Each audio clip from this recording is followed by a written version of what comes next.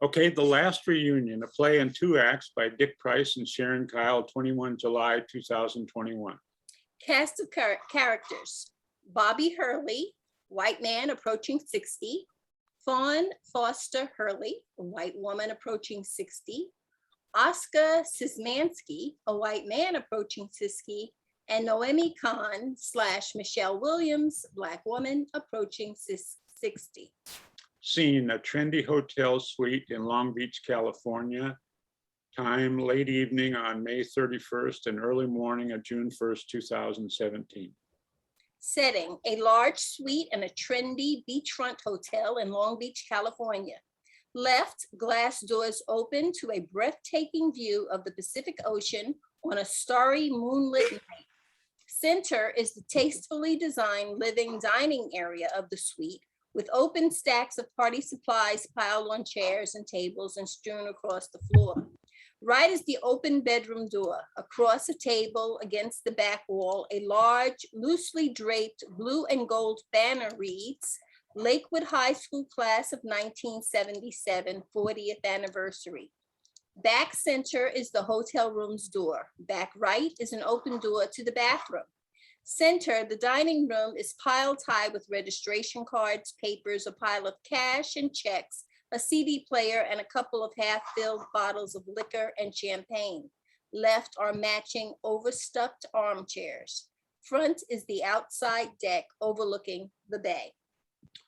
At Rise, Oscar, a skinny, bespectacled man pushing 60, slouches in an overstuffed chair, one leg flopped over the arm, his threadbare jacket draped behind him, his tie undone, his shirt half tucked. Red-faced from drinking, wearing a ratty red Make America Great Again hat that covers his mostly bald head. He plays a party horn with one hand while holding a beer bottle in the other. But behind his unkempt appearance lies a quick intelligence and gobs of untapped talent. At his feet is an ancient leather camera bag with lenses protruding.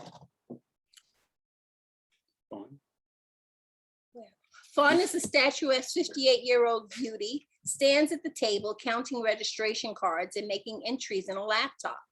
Wearing a fetching gold sequined gown with matching 6-inch heels, her once blonde hair has become a glorious silver mane that beautifully frames her face. Tired from a long night, she shifts her weight uncomfortably. A little tipsy, Oscar lurches to his feet and blows the party horn loud and long, making a raucous noise like at the beginning of a horse race. Oh God, Oscar, please stop. It's late, for goodness sake. Come on, Fawn. Where's your party spirit? Oscar blows the horn louder. Exasperated, Fawn slaps down a packet of registration cards and strides over to Oscar, towering over him, hands on hip. I've been at this since 6 this morning. I'm dog tired. Could you give it a rest? Right. It's past midnight. Why don't you finish up in the morning? Fawn fixes Oscar with a glare, then goes back to counting registration cards. Fawn massages her sore feet. Never put off till tomorrow what you can do today. That's my motto. If we're not out of here by 10 in the morning, they'll charge us. For part of the day at most. There's lots of stuff downstairs, plus all these boxes. A couple trips with a pickup truck. Bobby said he'd bring the newspapers pickup. He should already be here. Believe him? Fawn looks at Oscar and shakes her head sadly as she continues her counting. He picks up a camera from the bag at his feet and sneaks a couple of shots of Fawn, who gives him a puzzled, though secretly appreciative look. Oscar's photographs of Fawn going back to high school days project on the wall behind them. You married him. I didn't. He offered. I didn't ask. The truck, right? Not the marriage. Cute. Unless it's about the kids or the kids' kids, we barely talk. You look pretty sharp tonight, right? I didn't see him with anyone. No attractive woman half his age on his arm? Hard to believe, huh? What's keeping him? They both laugh. What's it been, 10 years? Since the divorce? Double that. Fawn stuffs the cash and checks into a money pouch with some vigor. Oscar sees that he's upset her. Fawn turns on the CD player, which plays Jim Croce's Time in a Bottle. Fawn and Oscar begin moving to the music as Fawn continues to work. Oscar's projected images fade.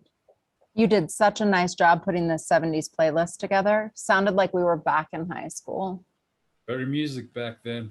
Lots of things were better then. You were certainly happier, right? Fawn and Oscar sway to the music. Fawn studies Oscar. You look exhausted. Go home. I've got this. Bushed? Yeah. I've covered that protest downtown first thing this morning. Black activists, mob City Hall. Police were called. You didn't hear? I don't follow the news much now. Good news for me. Sold 3 shots. Photo agency snapped them right up. Oscar's photograph on the rally project on the wall. What were they protesting? Another police shooting. Unarmed black man. A teenager, really. World's going to hell in a handbasket.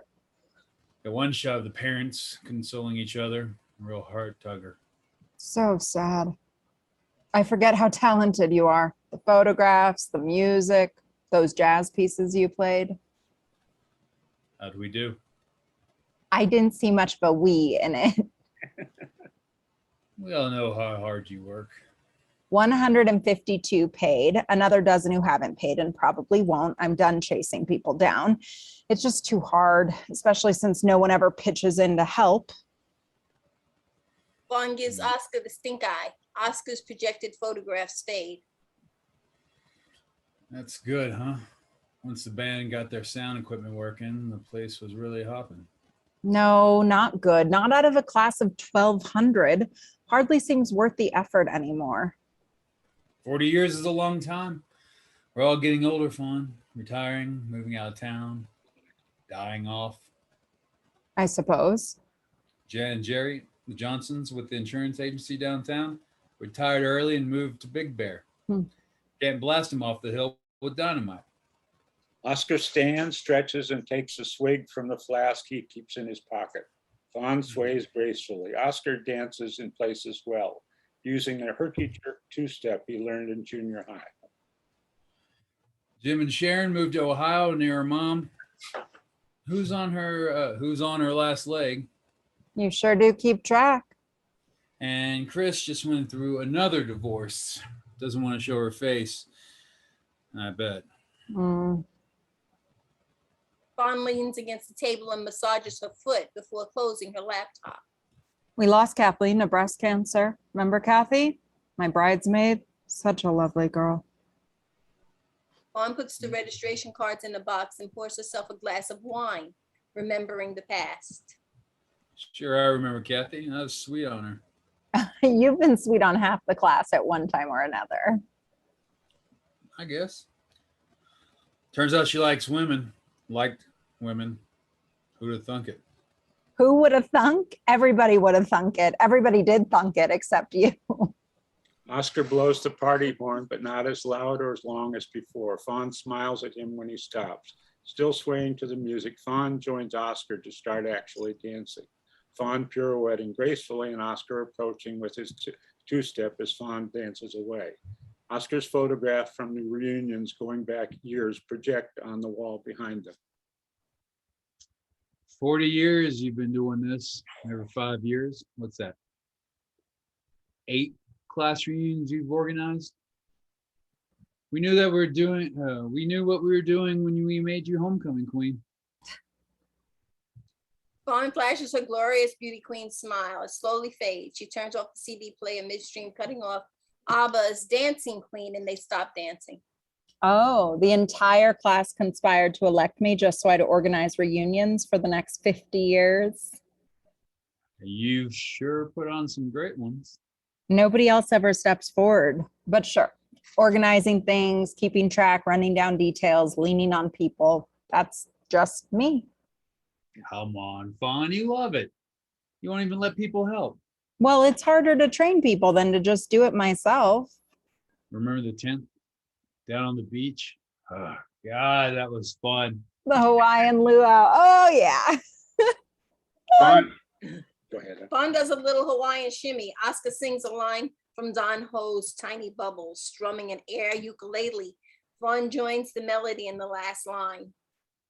Tiny bubbles in the wine makes me happy, make me feel fine.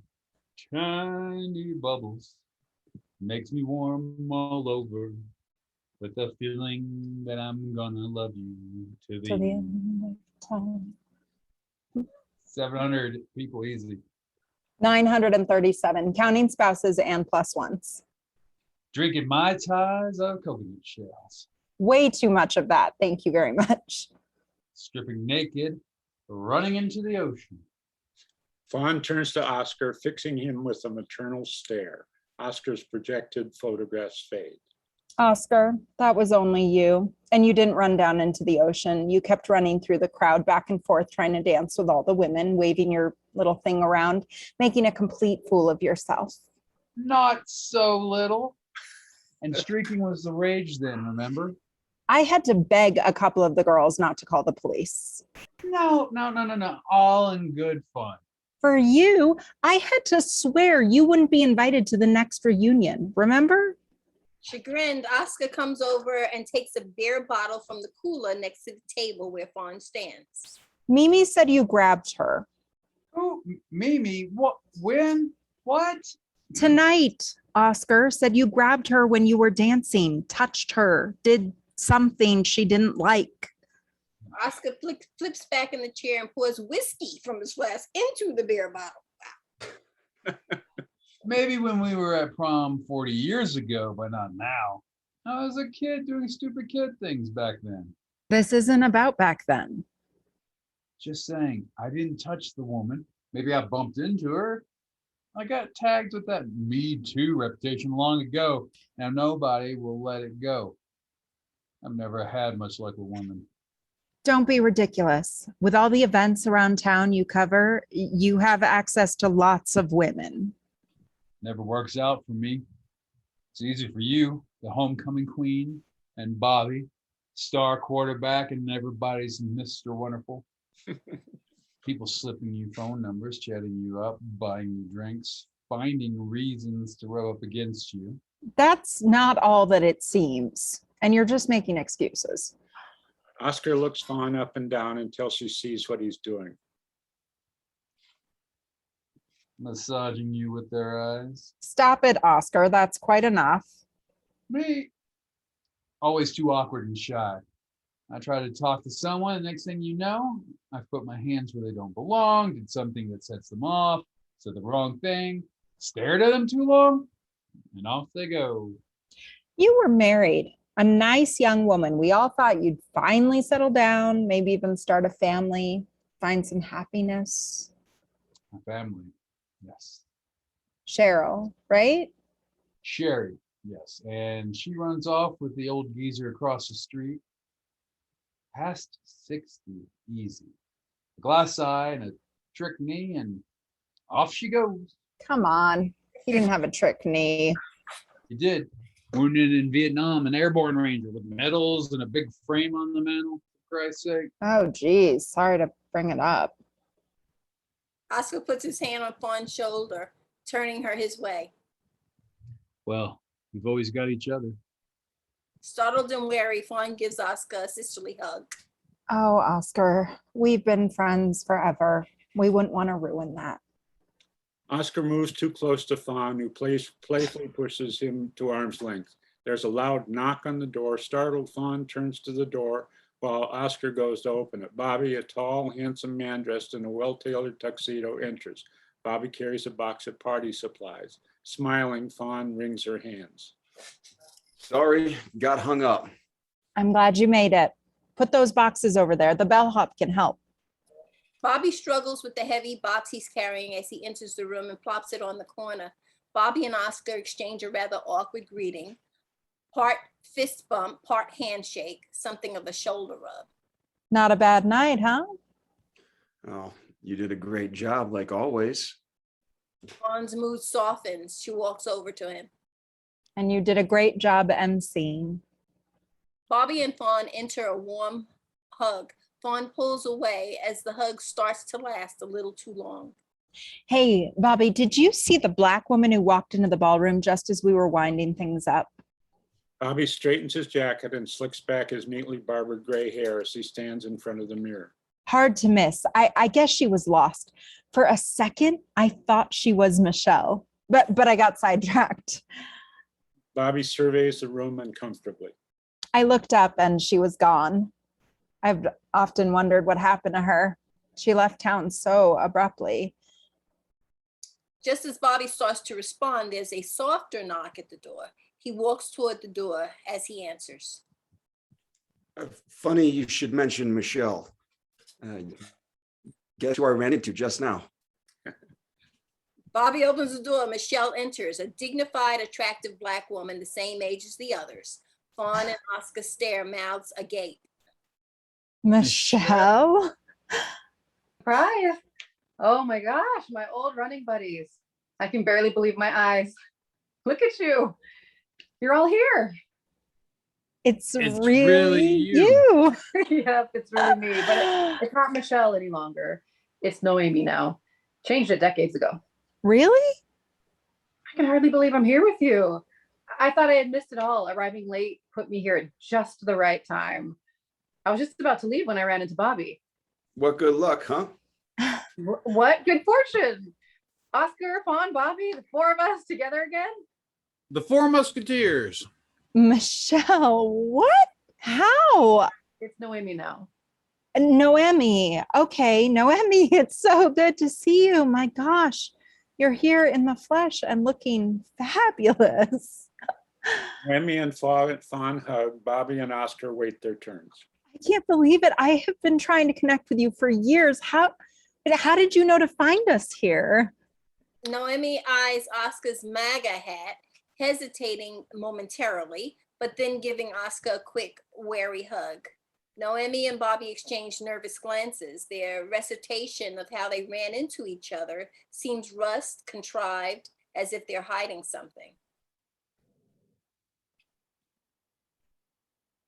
Without dropping that stupid box, out of nowhere, I hear this long ago voice asking, what floor? I slipped in behind him. He didn't see me because he was too busy handling all that party stuff. Same old sneaky Michelle, always up to mischief. I thought I was going to have a heart attack when he saw me. I thought he was going to have a heart attack when he saw me. A distinct possibility. Remember Phil Young? Class president fell dead of a heart attack 2 years ago, jogging down on the Strand. I do remember Phil. How sad. Seriously, I was so surprised when I turned around and saw your beautiful face. Time hasn't changed you a bit. Why did you change your name? Where have you been all these years? Married, kids, what do you do? Let the girl catch her breath. Noemi, like a drink? Cabernet if you got it. What a lovely suite. I don't think I've ever stayed at this hotel. The national chain? One of those boutiques. I've been holding the reunion here for years. I don't remember how I stumbled across this place. Noemi looks guiltily at Bobby, then back at Fawn. Bobby hands Noemi the glass of wine. There was a rundown hotel in this area when we were young, right? A real flea bag. For people on the edge of homelessness, this can't be the same place. Sure is. Years ago, fancy pants designer from San Francisco gave it its latest swirl. You're certainly on top of the details, Bobby, like back in the day. My paper covered it. I got that designer down from the Bay Area. A hot number, that designer. Top-notch credentials. Yes. Well, I've been using their ballroom for our reunion since right after that remodel. The last 3 reunions, they comped us this suite. It's gorgeous. Nice, huh? Sleep 6 in case anybody's too tired to drive home. Noemi, let me show you around. Fawn and Noemi grab their wine glasses as Fawn leads Noemi on a tour of the suite while Bobby and Oscar grab beers. Bobby turns up the CD player while Hotel California by the Eagles plays as Fawn and Noemi go to the deck. Fawn and Noemi go out the door on the left, then come around front, which serves as the moonlit deck overlooking the ocean. Behind them, the lights dim in the suite and Hotel California fades. In the shadows, Bobby packs party supplies in boxes while Oscar, mostly just knocks back his beer.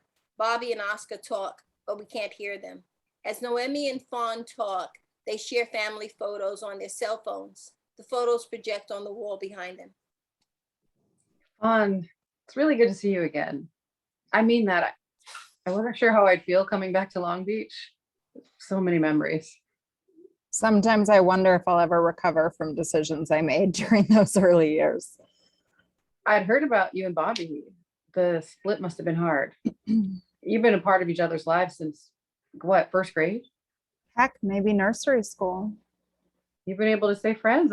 That counts for something, Fawn.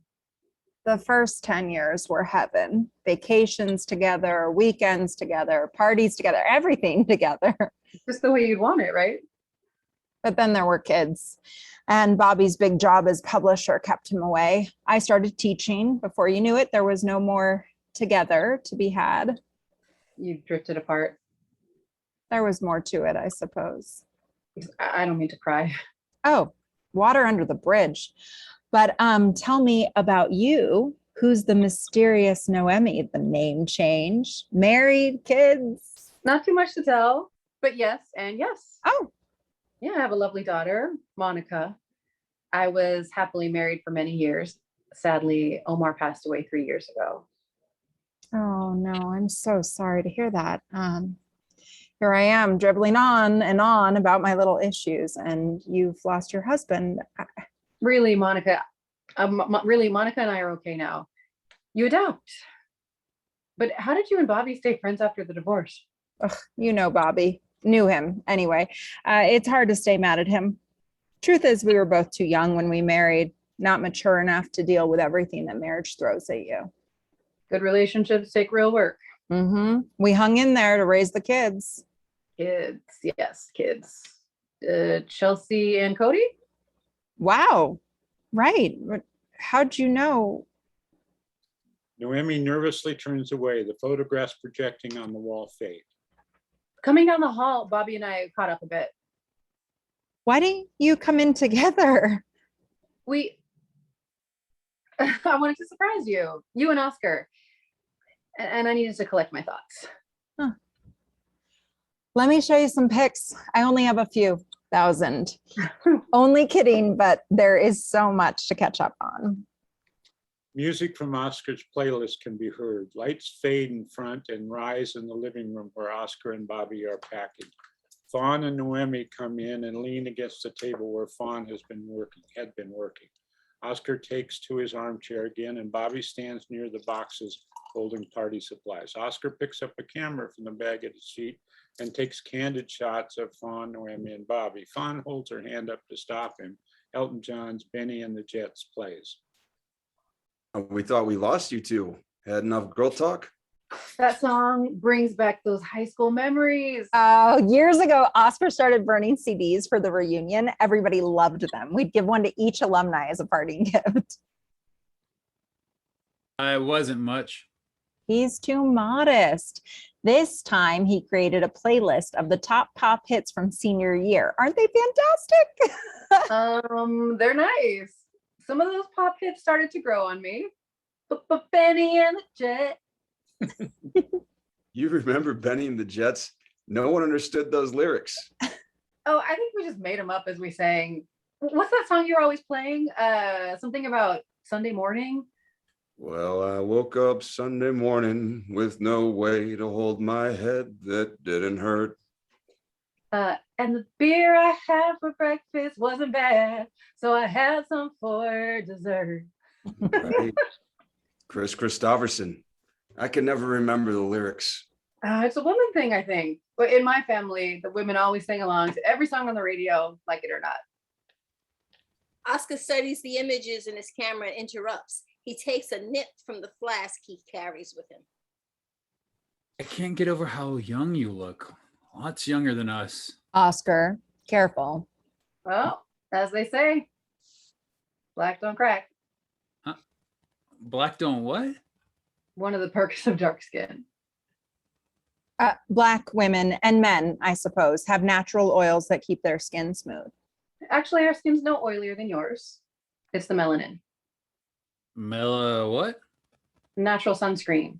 Darker skin has higher concentrations of a substance called melanin. How come I never heard of it? It's a black thing. Really. Oscar moves close to Noemi. Oh, I can see the difference. Cool it, Oscar. Noemi eyes Oscar's MAGA hat and moves away. You can't believe how hard I work to keep wrinkles away. Facials, ointments, massages, even some kind of electric treatment hurt like hell. Your skin is gorgeous, Fawn, like when we were kids together. Not that you notice. Melanin is what makes black people black. It also protects us from sunburn. But there's a downside too. We suffer from vitamin D deficiency. Why don't we hear more about this?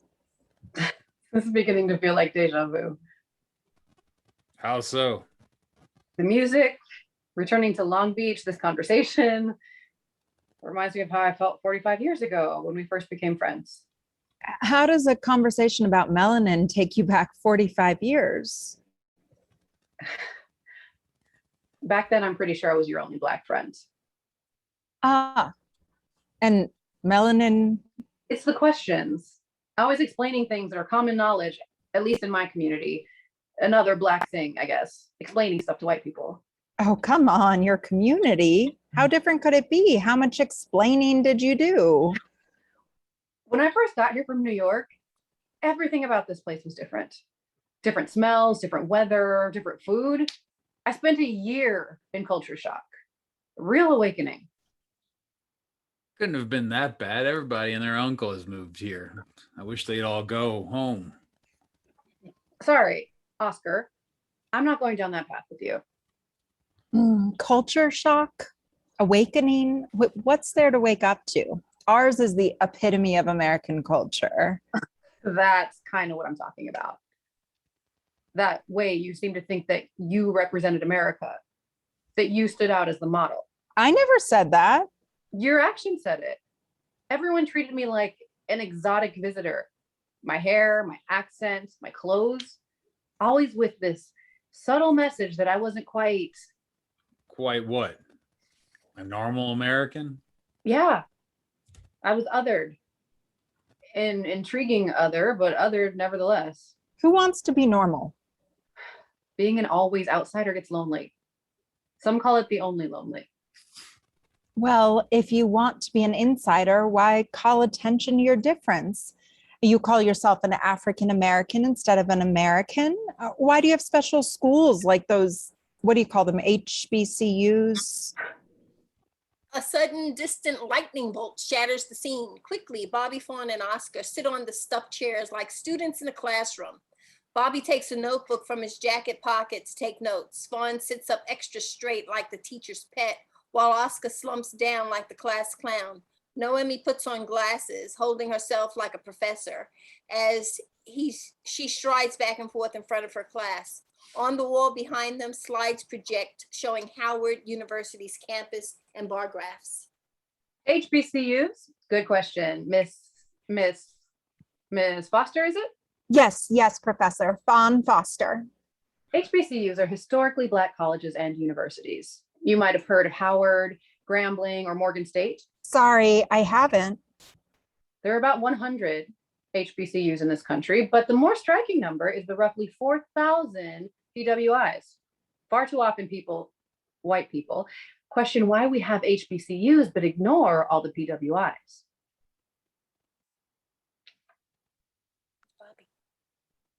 Oh, PWIs. Thank you for paying attention, Mr. Hurley. Predominantly white institutions. They are the vast majority of institutions of higher learning in this country. Contrary to many people's perceptions, HBCUs are not exclusive, but welcome students of all ethnicities.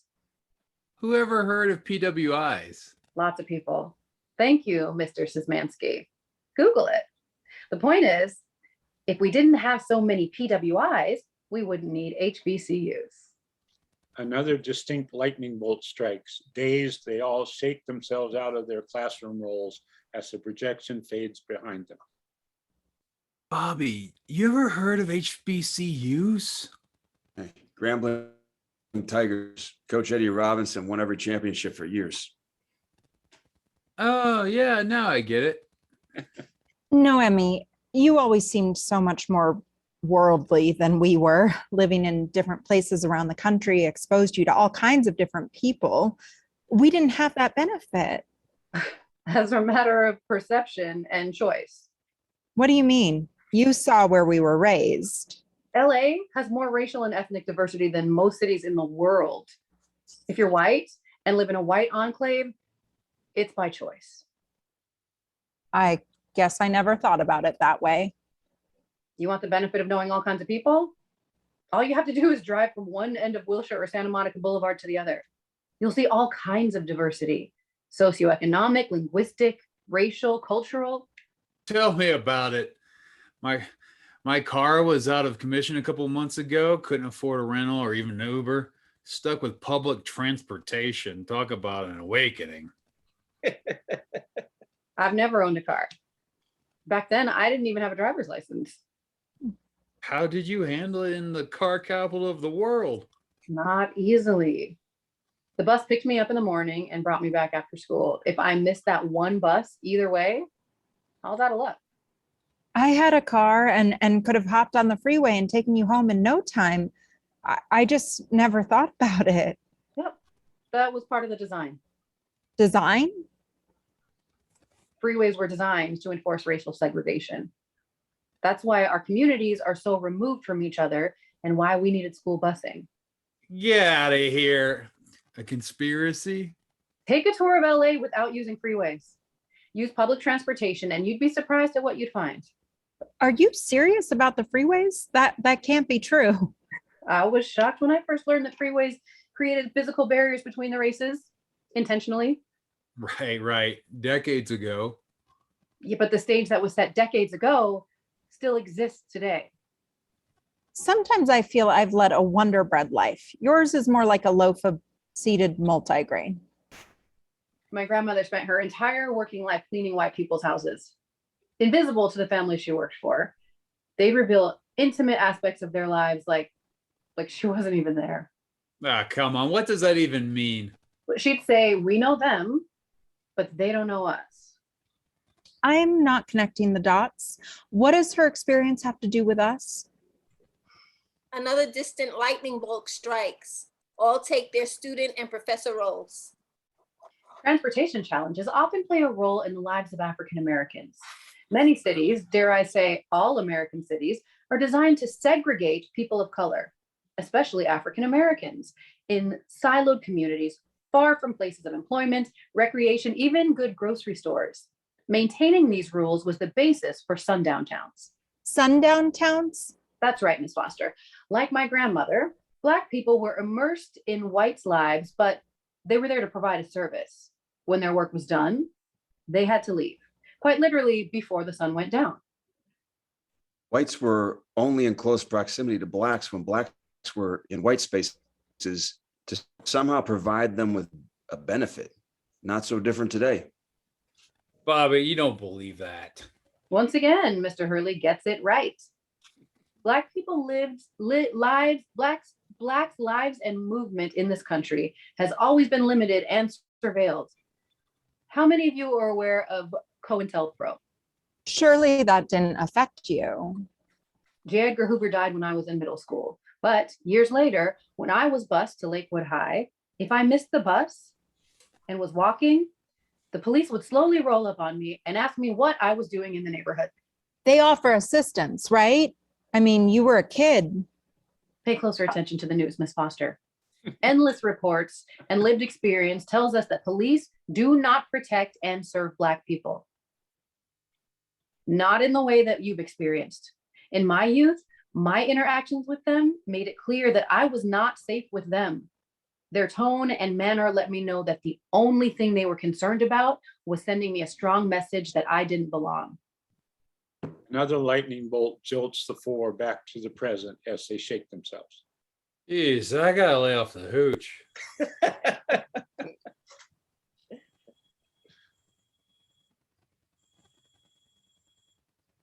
Oh, he's frozen. Oh, he froze. That's what happened.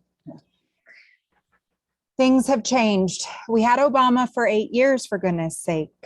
True, there's been change, but not enough to balance the scales. A conversation about melatonin triggered all this. Melanin, maybe the stop was always just below the surface. If it makes you uncomfortable, we can stop. It's not that we're uncomfortable. I just think you're flat out wrong. You weren't treated any differently because of your race. Bobby stops packing, stands, moves in closer to listen. Oscar, let's hear Michelle. Sorry, Noemi. Let's hear Noemi out. Tell us more about how your time with us back in high school, how it awakened you. It started with small things, things that may have seemed inconsequential to you, which is partly why I never brought them up. But after a while, small things add up. Death by 1,000 cuts. Still haven't heard much about this so-called awakening. Well, actually, one of the first eye openers wasn't so small. Let me guess. Found out you couldn't qualify for the swim team. Look, Oscar, if you're not ready to have this conversation, just say so. Ignore him. I want to hear more. Oscar, go eat. Get something in your stomach. So, Oscar, you say I wasn't treated differently because of my race. How about this? The busing program only bused Black kids. White students weren't in the busing program. That's right. You weren't here for all of the protest over you? that summer because Oh, he's not here. frozen. Oh, okay. Yeah, I guess you hadn't moved here yet, but people were really up in arms over that busing thing. My own folks even showed up to the town hall meetings and they never got involved. Oscar's right. My parents too. The only time I got a history lesson from my dad, well, one that included any mention of Black people. Yeah? What did he teach you? Nothing worth repeating. That explains a lot. Yeah. He was very vocal on the issue, even got interviewed by the media. He was on every local news channel. Why am I not surprised? Noemi, you have to remember, he and his family came here from Little Rock, Arkansas. The fact that there was a busing program at all was a small miracle. Mhm. I can hear white folks patting themselves on the back, but from my perspective, it was patently unfair. How unfair? Your side won. My side? I don't remember having a say in this matter. And what exactly do you think we won? Long transits into a community that didn't want us? People wouldn't have tolerated it any other way. Different times back then. People wouldn't have tolerated what, Fawn? And just who are these people? The decision makers, the stakeholders, the PTA, I guess, the school board. No way they were going to let their kids be bused. And yet kids were bused, even in the face of what sounds like insurmountable opposition and racial tension. Black kids. Yes, I guess so. And there you have it. You've just broached on 2 more revelations that led to my awakening. What? Just now? What did we reveal?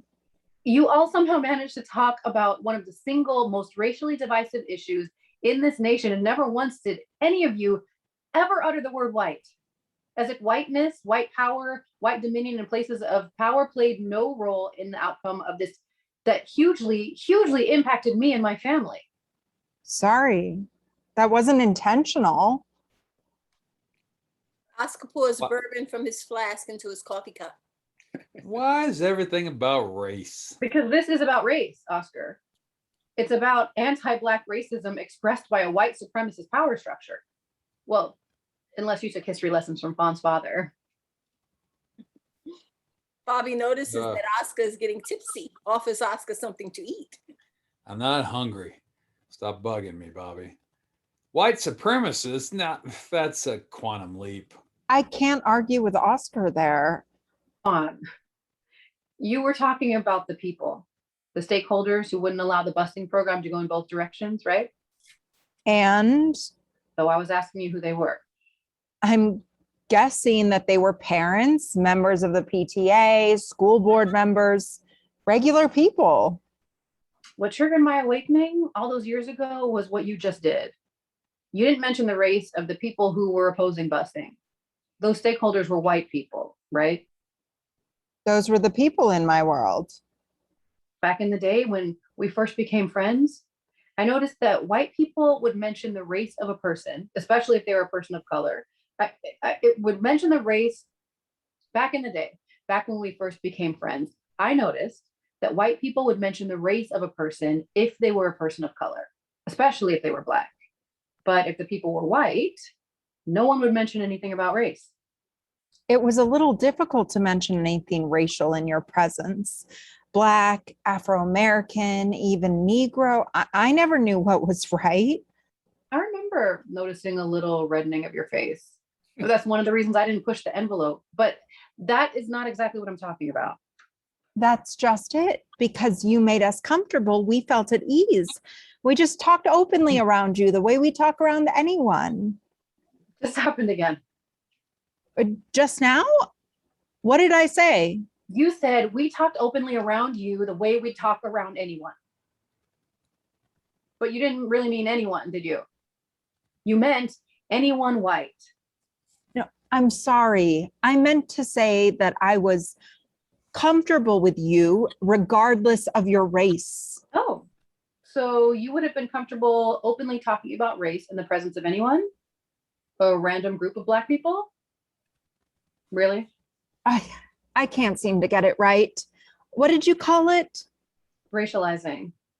It's speaking of the race of people of color while ignoring the race of white people. That helps keep whiteness invisible. Do we do that a lot? It's not just you. It happens millions of times a day. Society racializes everyone except whites, as if white people live outside of race, raceless. So what's the big deal? Lightning strikes. Noemi adopts her professorial role with glasses and erect posture, though the others don't change. There are dangerous ramifications that flow from this practice. It was common for the media to identify Black or other perpetrators of color by race, but not to do the same with whites. Is that really so? Turn on the news, you'd hear something like this. A man was seen breaking into a car. I came to understand that to mean a white man was seen breaking into a car. Because if the perp was Black, I can assure you, the news reporter would announce a Black man was seen breaking into a car. Now, how is that so dangerous? Social scientists have studied the ways that this practice has harmed Black people and society as a whole. Their reports are painful to read. You don't have to be a professional to see that only hearing Black ascribed to criminal behavior skews perceptions. When you only hear about Blacks and crime, you come to connect the two. And when you avoid ascribing race to white perpetrators, you leave room for people in general to think that those perpetrators are Black, even when they're white. I'm sorry. I mean, maybe that's why police shoot so many unarmed Black men.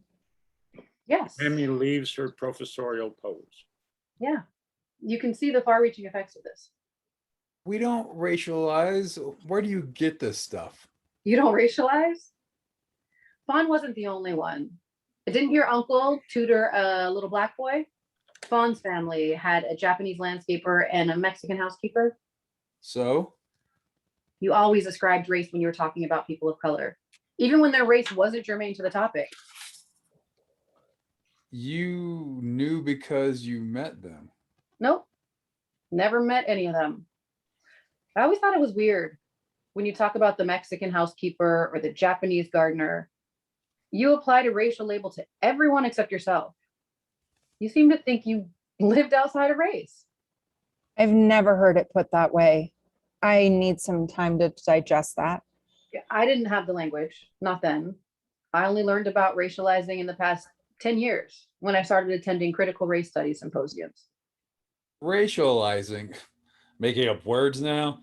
And please don't tell me you bought into that critical race theory BS. Kimberly Crenshaw, Cheryl Harris, and others in academia have done this nation a huge service. Have you actually studied their work, Oscar? Oscar, give it a break. You're drunk. Why don't you go to bed? Fun. I didn't come here to give race 101 talk. I can connect you with a ton of other resources. Getting woke takes time. A lot of time. Woke? Oh God, no, anything but that woke nonsense. There's a knock at the door. Bobby answers. It's the food order. Hey, Oscar, the food is here. Help me set this up.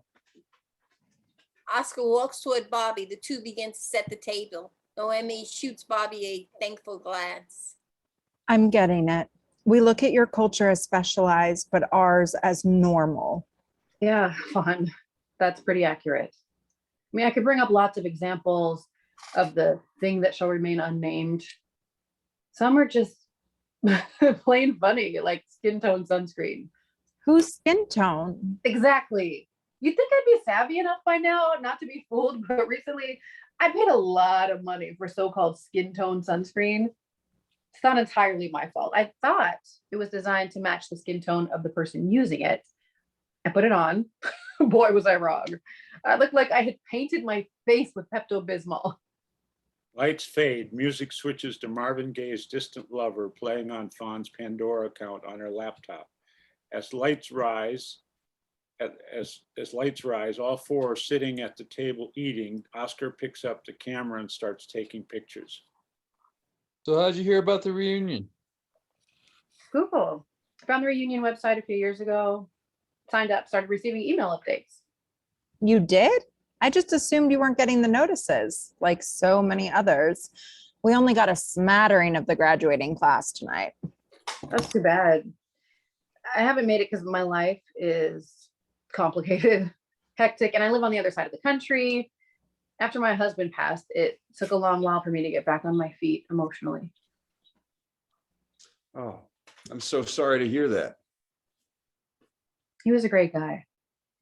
We had a nice life together, married 30 years. Why'd you show up this time? I had always meant to reconnect. I kept putting it off. Mm. Luckily, I was scheduled to give a lecture in Los Angeles this weekend, so I figured I'd try to do both. Here I am. A lecture? What kind of lecture? The time for restorative justice is now at UCLA Law School. Restorative justice? What, you? Law school. Come on, stop the third degree. It's just great that Noemi was able to join us at last. Let's have a drink. It's okay. I've had a long career as a law professor at Georgetown, criminal law, criminal procedure, Fourth Amendment, Eighth Amendment stuff. Lately, I've also expanded into criminal justice reform, doing what we can to abolish the prison industrial complex. Georgetown, the real nosebleed school. My alma mater. After graduating from Howard and scraping by working for a housing rights group in DC, for a decade, I decided to go to law school.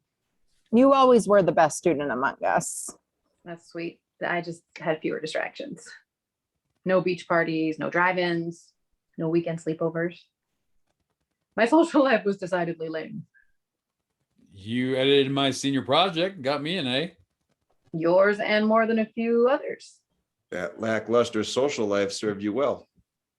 You should have been class valedictorian. Too bad the principal's last minute tomfoolery cheated you. I don't blame him. They didn't have the courage to buck the system. They wouldn't cheat you. Plus, by the time you came around, our school was diverse. 6 Black students, 3,000 whites. I never knew you harbored all these ill feelings. Is that why we lost contact? Not really.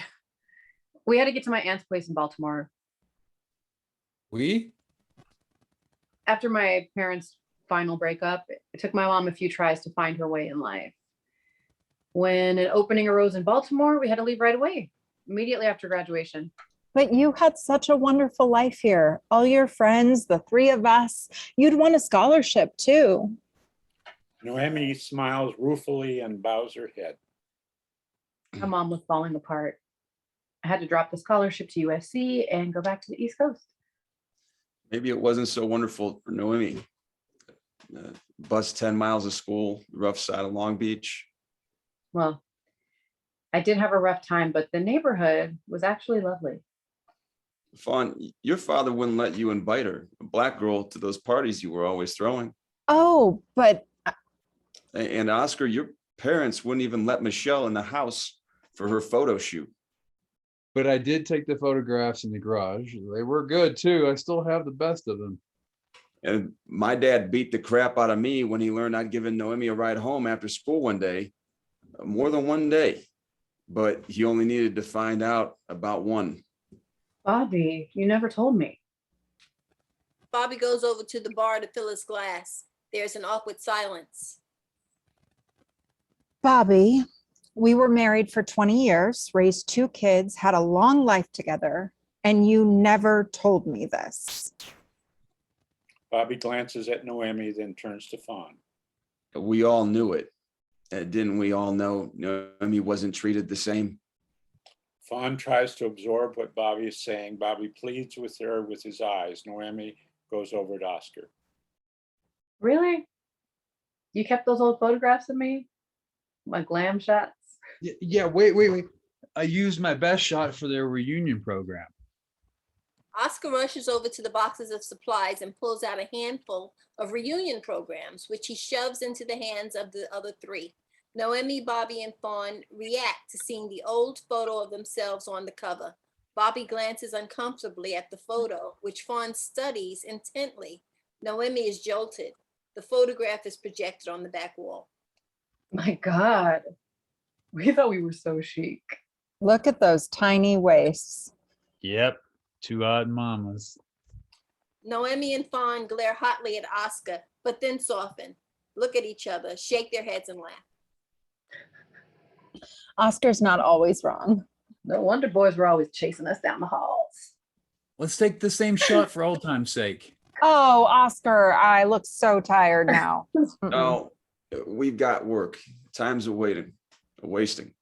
Oscar grabs Noemi and Fawn by the arms and practically drags them out onto the balcony overlooking the bay. Bobby follows reluctantly. The lights on the suite fade as the 4 come out front. Oscar pulls Fawn to Bobby's left side and Noemi to his right.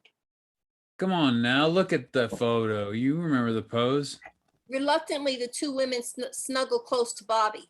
Fawn looks forward, smiling brightly and raising her hand like the beauty queen she was. Noemi glances adoringly at Bobby, who smiles down at her. They freeze for a moment until Oscar's flash bulb bathes them in light.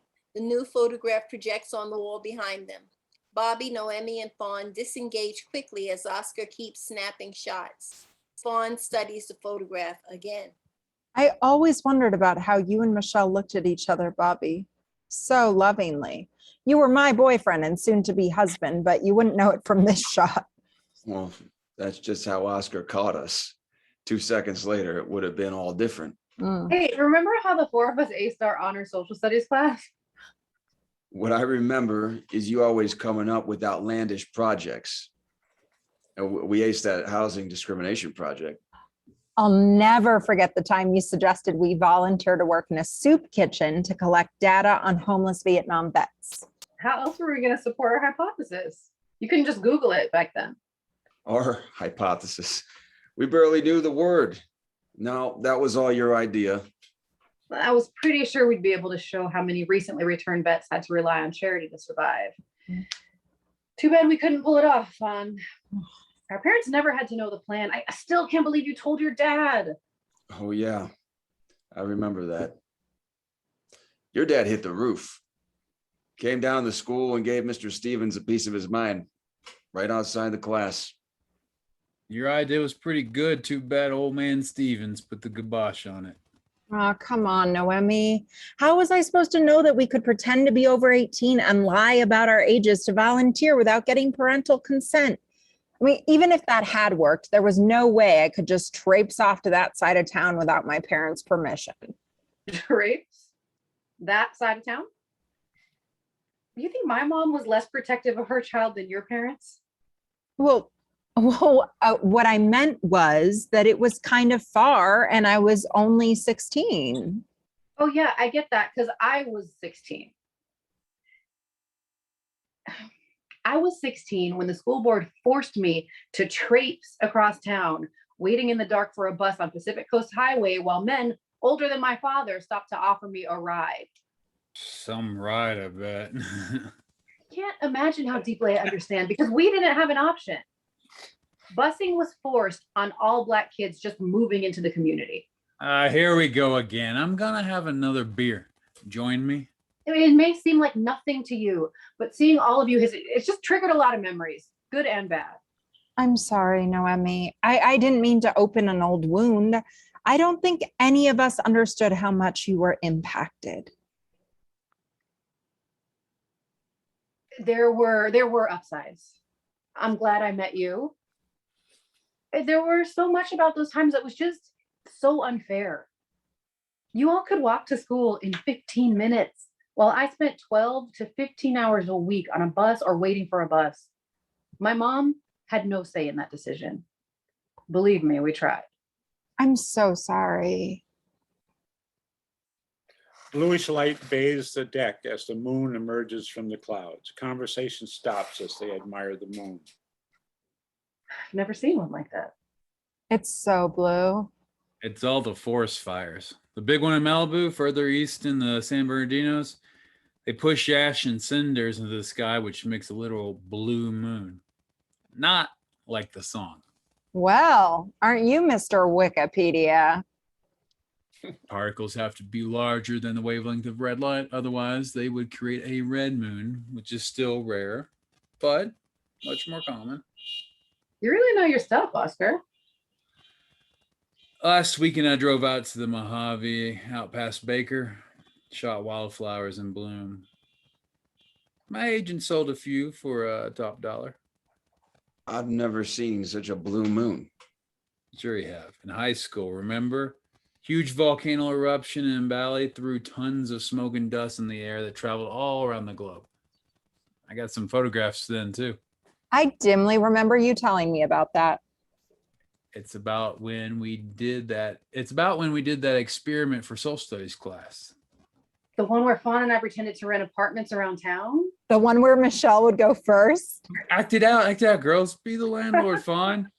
Noemi, be yourself. Noemi pretends to be a teenager, acting older than she is. She knocks on a pretend door, which Fawn opens. Oscar crouches off to one side and takes real photographs of the scene. Bobby stands out of the way. Oscar's new photographs of the scene project on the back wall, along with his original photographs from 40 years ago. May I help you, young lady? I saw your ad in the Breeze. You've got an apartment for rent? Oh dear, you're much too young to be living alone, aren't you? Everybody says I look younger than I am, but I'll graduate from Cal State Long Beach next month. Really? And I've already got a job, going to be a reporter for the Breeze. Well, aren't you something? Yes. So the apartment. Oh, wait. This is where the husband comes to the door. Bobby, that's you. Bobby picks up a can of beer from the table and walks behind Fawn, pretending to be the landlady's husband. Scratching his stomach, he looks Noemi up and down. That's it, Bobby. Stare right through the dress. Oh God, that is exactly how he was looking at me. Like I was an ice cream cone and he was going to take a lick. With some men, it's like they've never seen a pair of breasts. Tell me about it. What's this, Bootsy? What's she selling? She saw the ad. That's gone, right? Yes, miss. You should have come over the weekend, dear. That apartment's gone and we're full up. I could fill out an application. We don't work that way. You see another ad, please come back.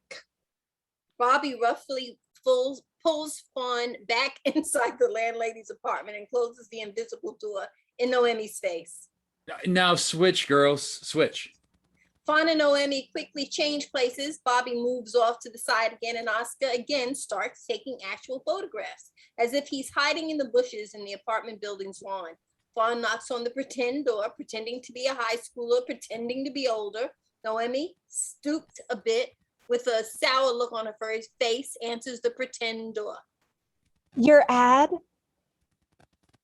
You're here for the apartment. Yes. Come right in, young lady. You're just the kind of tenant we need. Really? Let's get the application filled out and then I can show you the place. So easy? You'll like our vacancy on the second floor. Safer for a nice young woman like yourself. Oh. Both break into laughter and come together, hugging and high-fiving each other. Oscar's projected photographs fade. And that got us all an A in social studies. A pluses, if you Put please. their arms around each other and admire the blue moon. We really were the Four Musketeers. A wonderful time.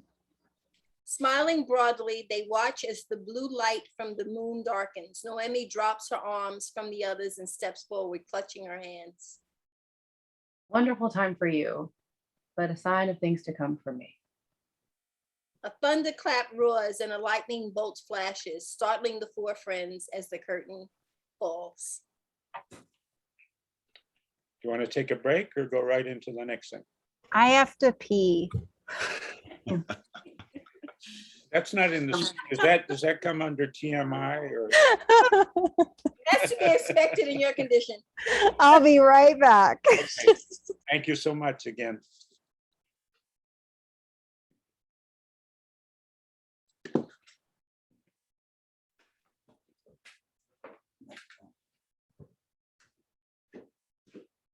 What do you think? I think it's good, but I think it's too long. I think it's long. I think it's a little pedantic at places. It could use some more humor. I think injecting the change of scene helps, but there needs to be a little more fun. Yeah, I think that we could cut the time with Oscar and with Fawn in the beginning before Bobby and Noemi show up. I think that can be cut in half. And Oscar's drinking quite a bit. He probably should be passed out. But you know better than I do. What do I know better than you? Well, you know, it's like it's somewhat autobiographical. Oh, no.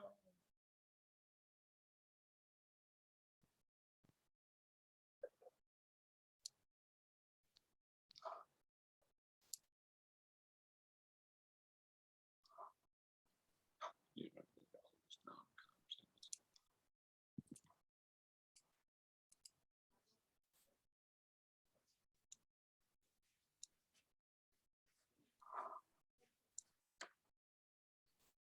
The air conditioner's going out. with Joe and John's house. Oh, that's not good out there, is it? It's 103 degrees. I think we're just gonna have to buy another.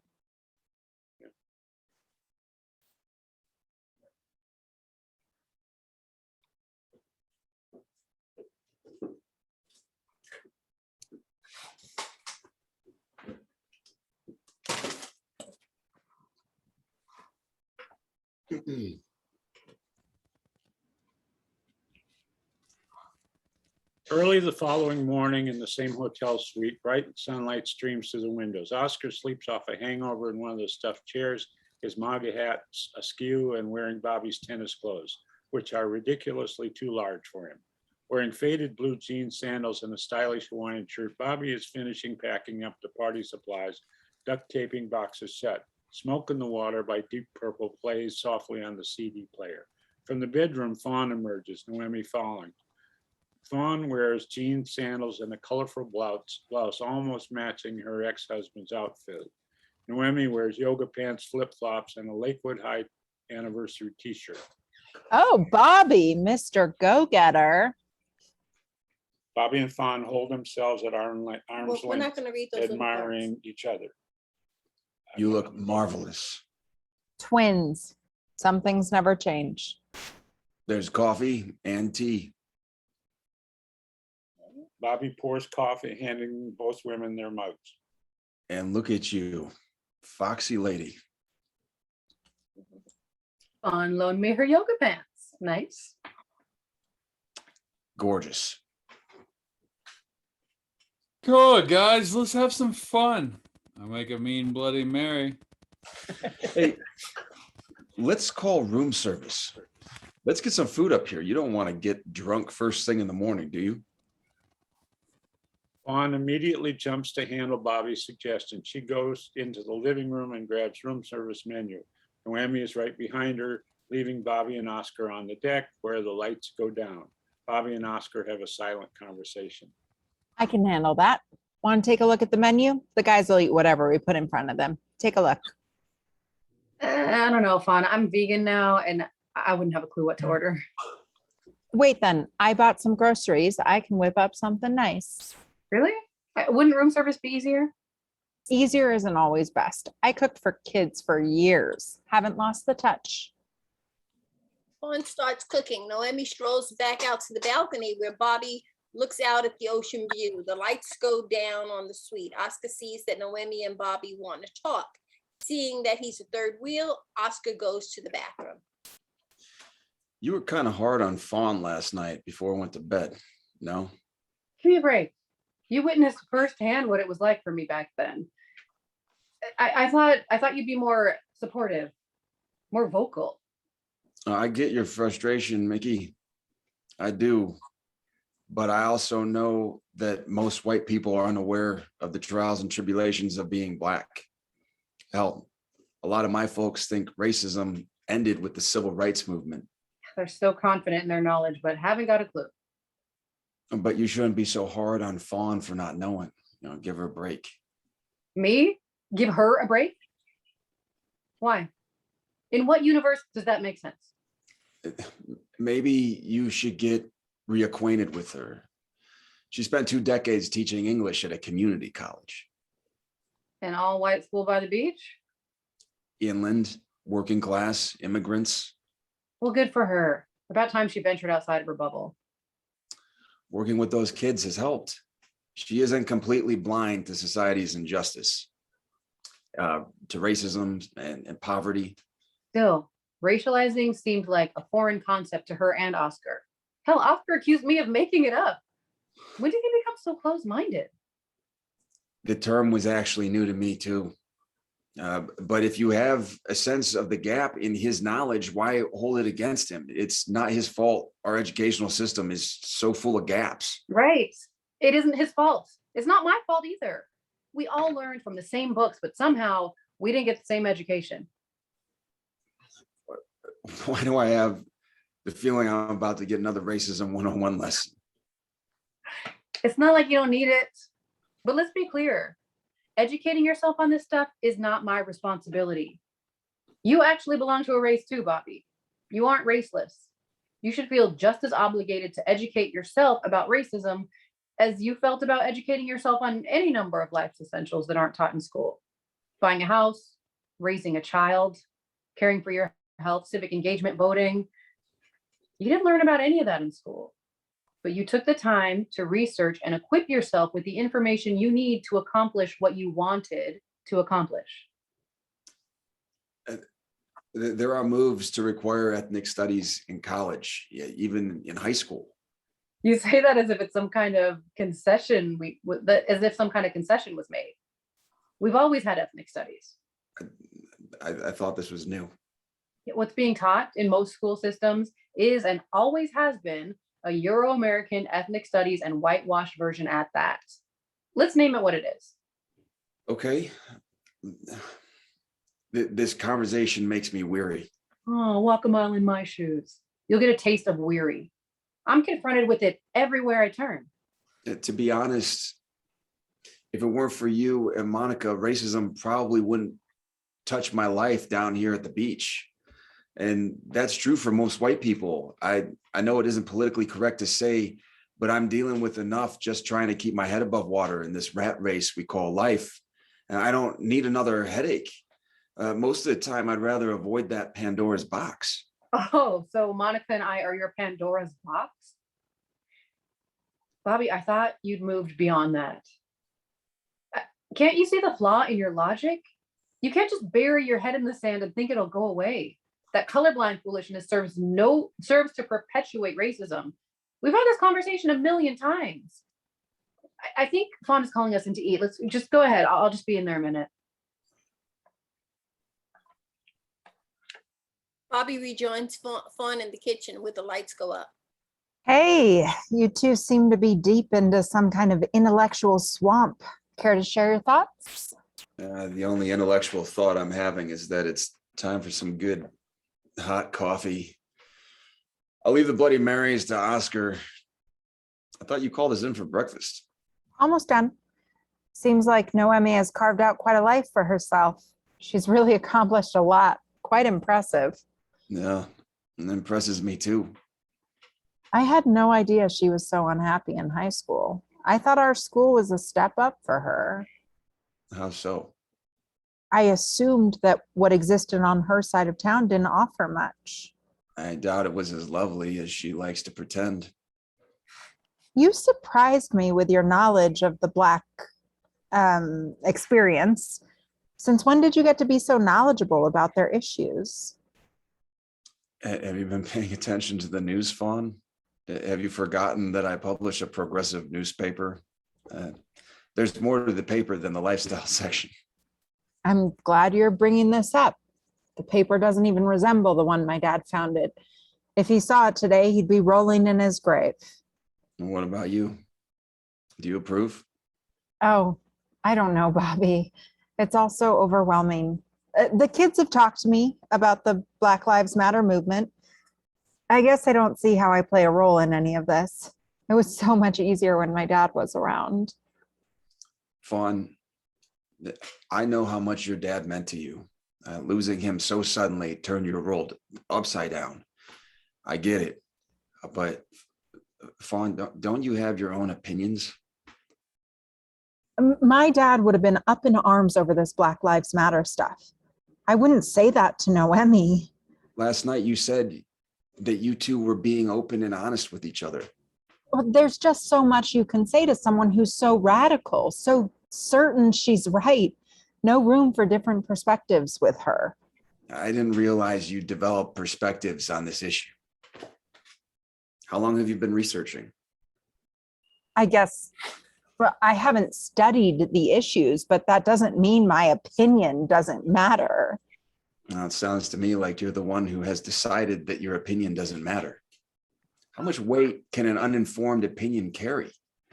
And no wonder you kept it to yourself. How can you possibly argue a position on something you know nothing about? Do you even know enough to characterize Noemi's ideas as radical?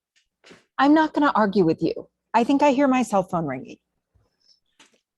Fawn leaves the room to answer her cell in the bedroom. Oscar and Noemi join Bobby. Something smells good. Fresh coffee, guys. Yeah, Fawn just put a couple of quiches in the oven. Should be ready soon. Hey, Noemi, Fawn tells me you saw pics Oscar took of our kids. Impressive, aren't they? Chelsea and Cody. Certainly are. You and Fawn made some beautiful babies. That's no surprise, but somehow I thought they'd be a little younger. But Fawn tells me your oldest is the same age as my daughter. Oh, didn't you know Bobby and Fawn had to get married not long after graduation day? Fawn's hot-headed daddy stormed into Bobby's house, presented Bobby with an ultimatum. I was there. Hush, Oscar. Naomi doesn't want to hear about all that. Au contraire, let's play catch up. This is getting interesting. Tell me more. It turns out that the homecoming king and queen started their very own royal court before graduation.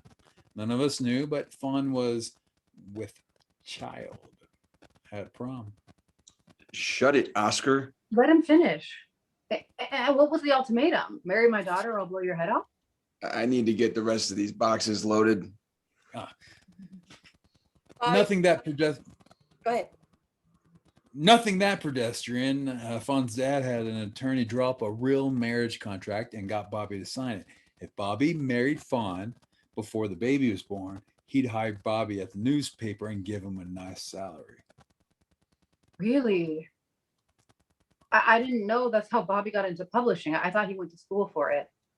Yeah, they lived together in holy matrimony for 5 years. Foster would make Bobby a junior partner. If they stayed together for 10 years, he'd hand over the title outright. Nice bribe. Bribe or threat. Foster also owned the apartment building where Bobby's parents were living. If Bobby refused to sign, he'd evict Bobby's family and make it hard for them to rent anywhere else in town. What? That's not legal. Says the law professor. But how would Bobby have known that back then? He was just a high school kid. How could he chance it? That his parents would end up on the streets? This is way more than I could have imagined. I knew Fawn's father was a real jerk, but I never expected he'd pull this kind of crap. Tough choice, sure, but Bobby ended up the winner. He and Fawn stayed together for 20 years and had a couple of great kids. I wouldn't complain in his shoes. Bobby always did land on his feet. I've tried to hold off, but I've got to go outside and take a smoke. Go on, no judgment here. You're a grown man. Oscar leaves the room as Bobby re-enters. We've got to get on with it. I've got to go to Berkeley tomorrow. I don't know, Mickey. I'm having second thoughts. Is telling her now at this moment in everyone's best interest? Everyone's or yours? Confronting this head on is the best way to control the inevitable explosion. You're right. It could possibly blow up in our faces. In these kids' faces, really. That's exactly what we want to avoid. What seemed like a good idea over the phone now seems wrong. Seeing you in person with Fawn in the same room, that changed things. You should have told me you were having second thoughts before I took the trouble to come all the way down here. Can't you see how difficult this is for me? Give me some slack here. We don't have time. Ignoring the problem will almost certainly make it worse. Does your change of heart have anything to do with the deal you made with Mr. Foster? And the deal? Why am I just learning that Fawn was pregnant in high school? That Dan Oscar, he drinks too much. You can't trust anything he says. He's wearing a MAGA hat, for Christ's sakes. The truth is a stranger to him. Don't blame Oscar. It's not his fault. And yeah, what's up with the hat? Is he actually a Trumpster? Fawn comes in, pours herself a cup of coffee. Sorry, the call took me so long. That was Chelsea up at Berkeley. You two look like somebody just died. It's nothing. Noemi was just rehashing that experiment we did with the apartment manager. Everything okay with Chelsea? I thought she called with something important, but when I told her that we were all here together, she said she didn't want to hold me up. Said she'd call back later. It's probably nothing. Noemi gives Bobby a glance. Fawn checks the quiche, makes another pot of coffee, begins to set the table. Oscar joins them. Bobby, Oscar, and Noemi continue packing. Oh, we got to take 40 that. years is a long time. Bring me up to speed. Enough about me, Oscar. I want to hear about you. Your photography. Have you had any shows? We all knew you'd make it big someday. I'm surprised you remember. Are you kidding? A 16-year-old with your own dark room? Over the years, whenever you cross my mind, I see you carrying a camera. I'm not surprised you're still at it. You thought about me over the years? Of course. When I met you, Bobby, and Fawn, I didn't know any other kids my age in all of California. No, we were all feeling our way. Everything about my experience at Lakewood was new to me. New state, new school, 3,000 kids I didn't know. One of 6 Black kids in a school with 3,000 white students. A school that was not in our neighborhood, a school that did nothing to make me or the other Black kids feel welcome. You fit in so well. People liked you. I was like a fish out of water. I didn't fit in. And a lot of people had a funny way of showing they liked me. I wish I'd known back then that you were struggling. I would have made more of an effort to let you know how I felt about you. You came across as being so mature, so competent, so worldly. Already a woman and, well, a woman's body. I had no idea you had any of these feelings. What a missed opportunity. Story of my life. You are being too hard on yourself. I'll take a refill, Bob.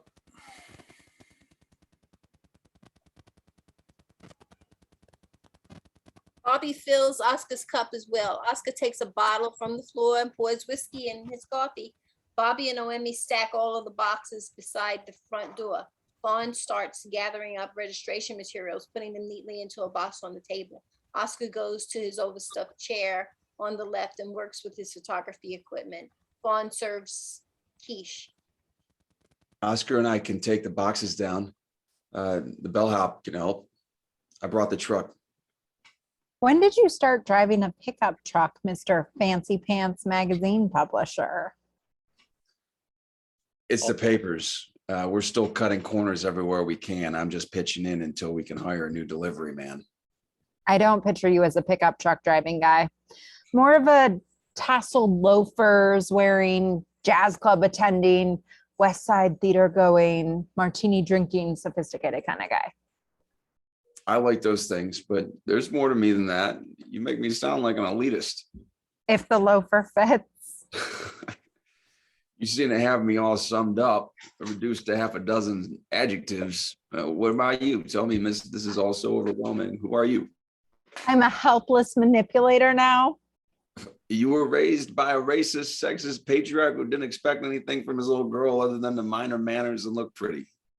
What happened to the rebel who wanted to break free and develop her own voice? Sometimes I look in the mirror and see my mother. Right. The original Southern Belle. At least you learn how to set a table. Seeing Noemi and what she's done with her life makes me wonder. Wonder what?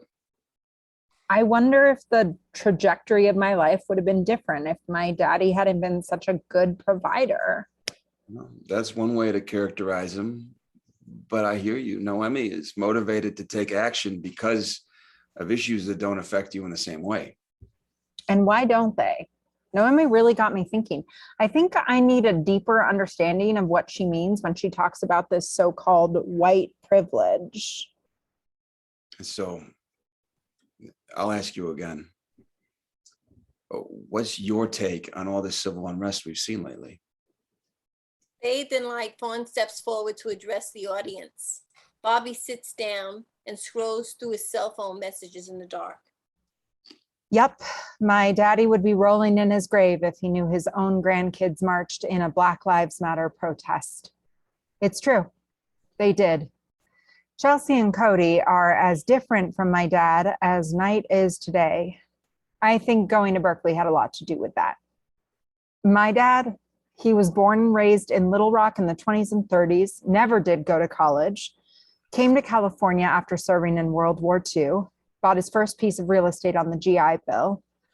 The rest is history. My kids came up in liberal Southern California. Well, what he'd call liberal. But to hear Michelle talk, you'd think we harbored racists. That's not how it was. Well, I mean, that's not how I experienced it. What I can say for sure is that ours wasn't daddy's kind of racism. I guess it's true that we didn't have any people of color in our neighborhood, but that was all voluntary. I think it happened naturally, not like in Little Rock when my dad was coming up. Whew, my daddy could tell some stories that'd make your head spin. I was sandwiched between my dad's way of thinking and my children's. My mom never bucked the system. She didn't have a political bone in her body, didn't know civil rights from human rights. All she knew was that daddy made a comfortable living. Mom never had to work a day of her life, and she liked it that way. Her biggest goal was to distance herself from their humble Arkansas beginnings so that she could reach her highest aspiration, to be a socialite. She really worked at it. You had to have the right look, right zip code, right clothes. Daddy made it happen by making all those hefty donations to the Arts Foundation. Hell, she needed something to do. But what about me? Who am I? And what do I believe?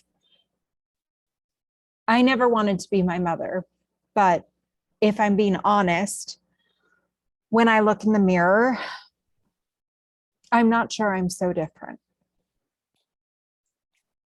Fawn gives Bobby a sad look. The two of them join Noemi and Oscar. Oscar struggles to his feet and goes over to help Noemi fold the Lakewood High class of '77 banner. Front left, they stand apart from Bobby and Fawn, who continue putting away party supplies and talking quietly to each other. Thing is heavier than it looks. Sure, huh, Mr. Helpful? That's me. I'm so glad you stayed with photography. You loved it so much when we were kids. You were good at it. I've got those shots I took of you. I could show you them this afternoon if you were staying in town. Sorry, I've got another talk tomorrow night. The same talk as last night's, really, but in Berkeley. Berkeley. Bobby and Fawn's daughter Chelsea got her master's there. Bobby told me. Fawn has been listening into the conversation from across the room. She cants her head quizzically. He told me when he was showing me the pictures of the kids on his phone. She moved to the Bay Area and never came back. That's always hurt Fawn. Still, I have tons of pics, but you've got to get on a plane. I'll come back someday. Another of my trips. You can show them to me then. You will? Well, who knows? Now that I've broken the ice. But how did you get back into photography? You became an engineer, right? Aerospace? Oscar turns to look at Noemi quizzically as she seems to know things he hasn't told her, but he shrugs and goes on. I didn't exactly get back into photography. Always had it as a hobby and artistic pursuit, but not a moneymaker. But I was scrambling around for a life raft. The light on stage fades, leaving Fawn and Bobby in the shadows as Oscar talks as much to the audience as to Noemi. A life raft? Life was finally starting to work for the shy kid with the thick glasses, hair falling out. Long hours, weekend work, the masters I earned at night were starting to pay off. Team lead working on a new kind of traveling wave tube at the aerospace plant. Boss got me an employee award 3 years running. Cheryl and I finally got married. I wish I'd been there for that. The wedding, kind of cool. I'd have sent you an invitation. I bet it was fun. It was. We had a nice house on the bluff looking out toward the ocean. Big mortgage, but we could handle it. I could handle it. Took a long vacation every year, usually Cancun or Cabo. Sherry's one grandmother was Mexican. Talk about starting a family, and then it all went to hell. She left you? The Cold War ended suddenly. Nobody needed anything the plant was making. Military supplies, pretty quick. The layoff started every Friday. 5 people would get let go, or 20, or 100. We all just waited for the axe to fall, some peace dividend. But you were a valued manager. Regular awards, surely they'd keep you. There'd be some ugliness, totally unfair. A lab tech said I was hitting on her, pressing her to go to lunch, acting inappropriately. I wasn't. I was trying to groom her to be the lead tech. She misunderstood. I kept my job, but they stripped my title. You didn't fight it? Maybe I was a little out of line. I've always been awkward around women, pretty women. Remember when I tried to kiss you? When you were taking my headshots? Yeah. It was a little awkward, but we were friends. Signals got crossed. I told you I just wanted to be friends, and that was the end of it. I felt so bad afterwards. I could barely talk to you, barely even look at you. And then you went out of my life forever, even before graduation. I never got to show you the great shots I took. My leaving had nothing to do with you, Oscar. And I still want to see those shots. To be honest, I never thought about that attempted kiss until just now. I was so fond of you. I always wanted to ask you out, take you somewhere, be close to you. You know me, Cat always has my tongue. Probably just as well. You see mixed couples everywhere these days, especially on the coast, but you know how it was 40 years ago. Even here in Southern California, we would have been asking for trouble. We could have gone down to the bluffs and watched the sunset. We'd found a way. You can't fully appreciate the depth of the anti-Black sentiment this country's had then or even now. I don't see color. Never have. You say that, Oscar, but it's hard to believe. What do you mean? It's like saying, I don't see gender. Come on. Would you appreciate it if someone told you they don't see gender? That they hadn't even noticed if you were a man or a woman? Well, when you put it that way. I'm proud of being a Black woman. I don't avoid seeing race, not even yours. That's not, it doesn't mean I don't. Face it, Oscar. We live in the most racially diverse country in the world, and yet the vast majority of us are racial illiterates. Truth is, talking about race in mixed company is as socially acceptable as farting in a crowded elevator. Which brings me to the question of the weekend. What's up with the MAGA hat?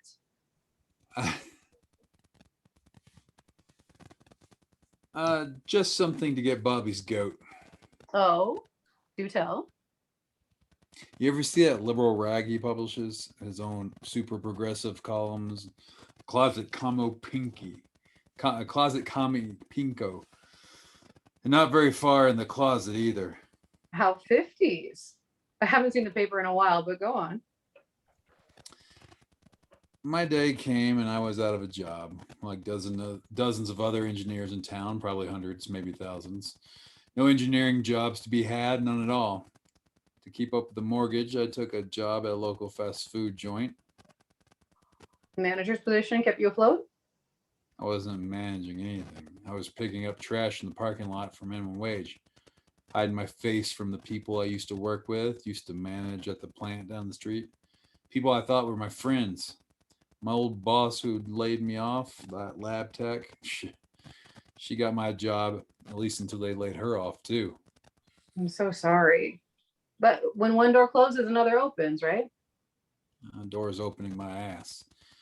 In a panic, I pulled out my old camera, got some new lenses, bought some used flash equipment, started taking party photographs and wedding pictures on the weekends and in the evening. Oh, there's some fun in that, right? No Diane Arbos for me. Just lots of photographs of people mugging for my camera, scrambling to make ends meet, which kept me out of the house and away from Cheryl night and day. I'm so sorry. I lost the house, no matter how much I scrambled. Cheryl moved in with that crazy old Vietnam vet across the street. She wasn't as dumb as she looked. My life just spiraled down and down from there. Oh, the drinking didn't help. The drinking. Oh, Bobby mentioned something. Bobby hired me on his paper for a while. Filled in for his accountant when she was out on maternity leave. Sent you your checks for the freelance writing you did. Checks? You knew about that? Had to call this person Noemi Khan about a check that got returned. Heard your voice and knew immediately who I was talking to. You knew about that all this time? Kept it to myself. That's sweet of you, I guess. Then Bobby had me going around town taking pictures of all rallies and fairs and council meetings. But when publishing started going online big time, he had to mostly let me go. And now that everyone has a camera on their phone, even my photography business has mostly dried up. You look like you're doing okay. I look like hell and you know it. Hair's been gone since I was a kid. Stomach gives me trouble. Hands shake in the morning. Back aches all the time. Drive Uber all day. Hustle up photography gig when I can. Go roller skating on the beach to clear my head. Maybe you could have a showing of your photographs to boost your spirits. I'd have to boost my spirits before I could boost my spirits. When Bobby sees a break in their conversation, he walks over to Oscar and pulls him away from Noemi to have a side conversation. What are you doing telling Noemi about my marriage? Jeez, it's yesterday's news. And what about the shotgun wedding? Ancient history. Well, it's certainly news to Noemi. What's it to her? She spent her lifetime elsewhere. Oh, Christ. How little you know. But Fawn has known forever. Fawn has known it all, nearly all of it, since her old man passed away. And what a shock it was to learn that old tightwad bribed me and blackmailed me into marrying his daughter. 20 years down the road, water under the bridge. You had the big house, owned your weekly newspaper, kids knocking them dead in graduate school, big boat in the harbor, the two of you heading up charity balls on Easy Street, the both of you. Then Fawn learns about the deal her dad forced on me, and it all went to hell. Went to hell when you started chasing around town with that 20-year-old editorial assistant. What's her name? She was 25, easy. And the marriage was already on the skids. Nobody knew. Well, I was sleeping in the den when I didn't sleep on the couch at the office. Fawn naturally thought it was all a charade, the whole thing. Charade. That I never loved her, that I got married to save my parents any trouble, that I did it to get a soft ride at the newspaper. You did get a soft ride. I had won a scholarship to Yale. Did you know that? Full ride. No weight on my parents, just play for their football team. Friggin' Yale. Never said anything. How could I? Foster wasn't about to let his daughter run off across the country to New Haven. And Fawn would have wanted me to go. And she loved me. Everybody could see that. And I loved her, damn it. And I would have married her in a hot second if it had meant flipping hamburgers at McDonald's and going to community college at night. Well, none of that happened. Angrier than Oscar realizes, Bobby grabs him at the shirt and lifts him practically off his feet. And I've always got you lurking around. Let me know that you can blow up my life at the drop of a hat. Drop of a hat? Tell Fawn about the deal I was forced to take. Turn her against me. Make her think I didn't love her. Then I only see my kids on the weekends, like every other poor sap of a divorced dad. But I didn't do that. Of course you didn't. I made sure of that. I co-signed the loan on your house, which you never repaid. I bankrolled your photography business when only a fool would bet on a drunk. Put a good word in for you around town. When you pull some new stunt, of course, you stood pat. I thought we were friends. And then the old jackass puts the deal, the bribe, the blackmail in his will. So Fawn learns the ugly truth, the sad truth, sitting there in the lawyer's office. She's already sideways because her father's passed away so young, and now suddenly she learns or thinks that she learns that her husband has never loved her. You could explain it to her.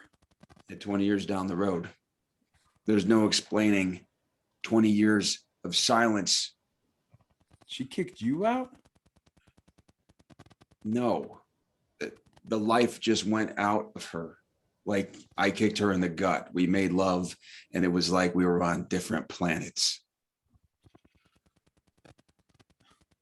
You said my photography was good. That I could make a go of it. You are a good photographer. You've got a special eye, a patience, a quirkiness, Lord knows, when you're sober. The drinking isn't always bad. It isn't always good either. Plus your lack of self-confidence. You don't put yourself out there. You don't have you don't have to practically beg you to take pictures at their weddings. I'm more of an artist than a businessman. And then you run around town in that goddamn MAGA hat. What's up with that? You don't buy that crap? It gets a rise out of people, gets me noticed. And have you the nerve to show up? And you have the nerve to show up at an event representing my paper wearing that crap, beacon of liberal thought. We call it, and you're wearing a Trump t-shirt and a MAGA hat. I'd shove them both up your ass. Clearly, you've been keeping these feelings pent up. Why haven't you said anything? You've been wearing that crap just to get my goat? What have I ever done to deserve that after all these years and everything I've done for you? Everything you've done for me? Huh. I'm pretty sure you got that ass backwards, buddy. What the hell are you talking about? I've been carrying you for years. Carrying me? That's right. You haven't been able to get your shit together since you were laid off 20 years ago. Hey, not everyone gets a sweetheart deal like the one that fell into your lap. Is that it? You're jealous. You act like I owe you something. It's time we clear the air. Damn right. I've been keeping your secrets for years and I'm sick of it. Your damn contract, the countless other women, and don't think I'm not onto you and Michelle or whatever she's calling herself now. Good Christ, you're a real piece of work. I don't know what possessed me to keep you around for so many years. I'm done. Bobby turns away and walks to the table where Fawn and Noemi are finishing up their union registration work. Noemi, munching on her omelet, walks over to Oscar just after Bobby has laid into him. Fancy law school, restorative justice, critical race theory. What's next? Guess you're going to tell me that you're one of those progressives, that you believe in global warming. Hell, you probably support those cop-hating Black Lives Matters extremists. Whoa. Where did that come from? Oscar, you've obviously had too much to drink. What are you talking? Why are you talking to Naomi like that? You owe her an apology. Oscar, what's gotten into you? Noemi, he's drunk. He doesn't mean those things. He's right. I am a progressive. I do support Black Lives Matter. What's got your goat, Oscar? Can't stomach my success? Does that rub you the wrong way? You know, I just don't get you people. Nothing we do is enough. You're never satisfied. Oscar, shut up. You're putting your foot in your mouth. Don't stop him, Bobby. Let it rip. Go ahead, Oscar. Let us see your white fragility on full display. Continue. Let's hear more of this you people stuff. You got your damn affirmative action, got your own month, your own national holiday, got special protections in employment, housing, education, all kinds of special diversity and inclusion rules. Hell, for 8 years, you even had your own damn president. What the hell is the matter with you people? Killing each other, filling up the prisons, and you have the temerity to start a Black Lives Matter movement? Hell, all lives matter. You know what? I'm done with this shit. I'm out of here. Oscar, don't.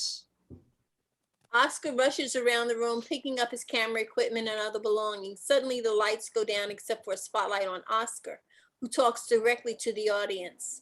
Awkward photos of Oscar at various moments in his life project against the back wall. Jesus.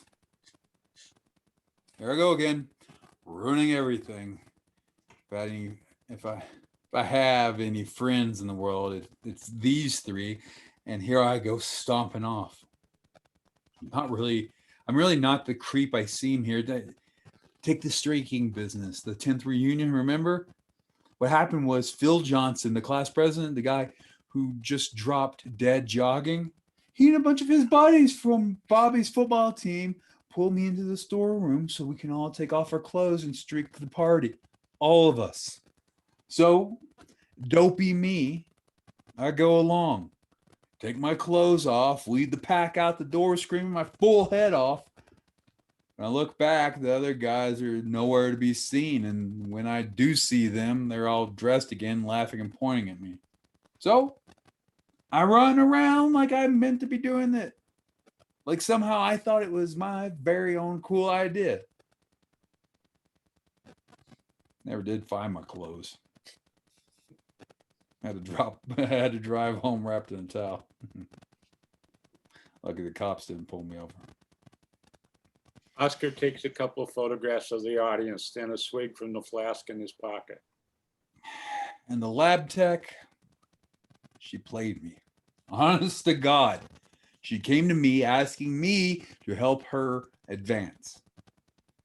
And that's what I was doing, showing her how to get her work noticed, what training to take. And then she files a report with HR like I was coming onto her. And for a while, at least, she got my job. Oscar takes a couple more photographs of the audience and another swig. And Mimi, touching her, Never happened. She came up to me and asked me to dance. No way. You've seen me dance. Oscar does a few jerky dance moves from junior high.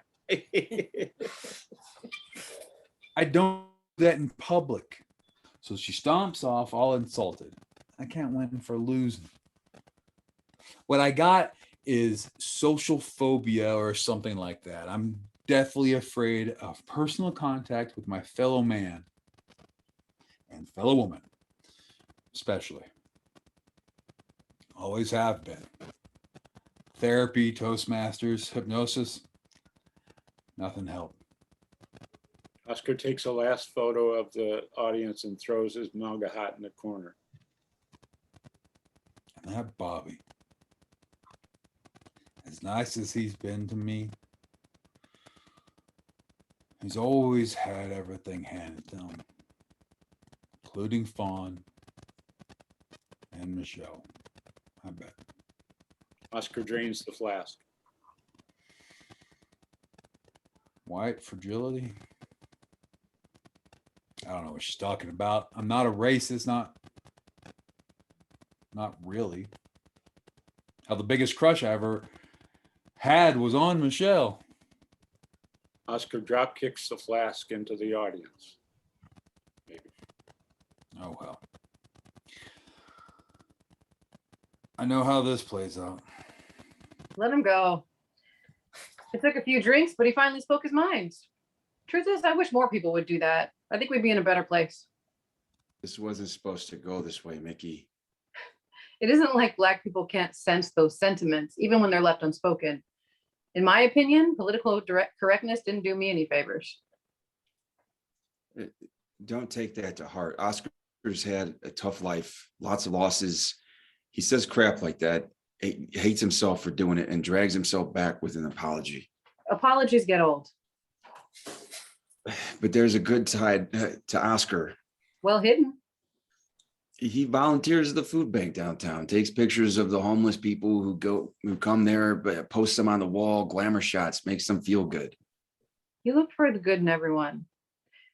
I've always admired that about you, but if Oscar brings his ass back in here and starts up again, I won't hold back. You've always been so sweet. You'll find a way to handle Oscar. There's something you two aren't telling me. I don't believe you two just met in the lobby. What are you talking about? Noemi knows way more about us than she could have learned walking down the hall. You two have been in touch with each other?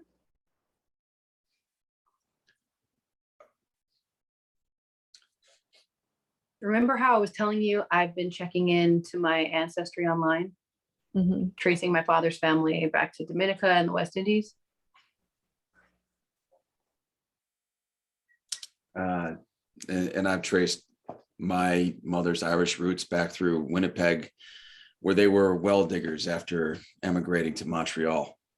Ancestry? That doesn't sound like you. I wrote a story for the paper about how everyone's so interested nowadays in where they came from.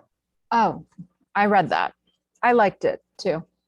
Well, my daughter has just sent in her DNA sample to start exploring her family tree. Her father's death prompted a need for her to connect to her roots. The problem is, my husband was not Monica's biological father. No? What are you talking about? Who's her real father? I am.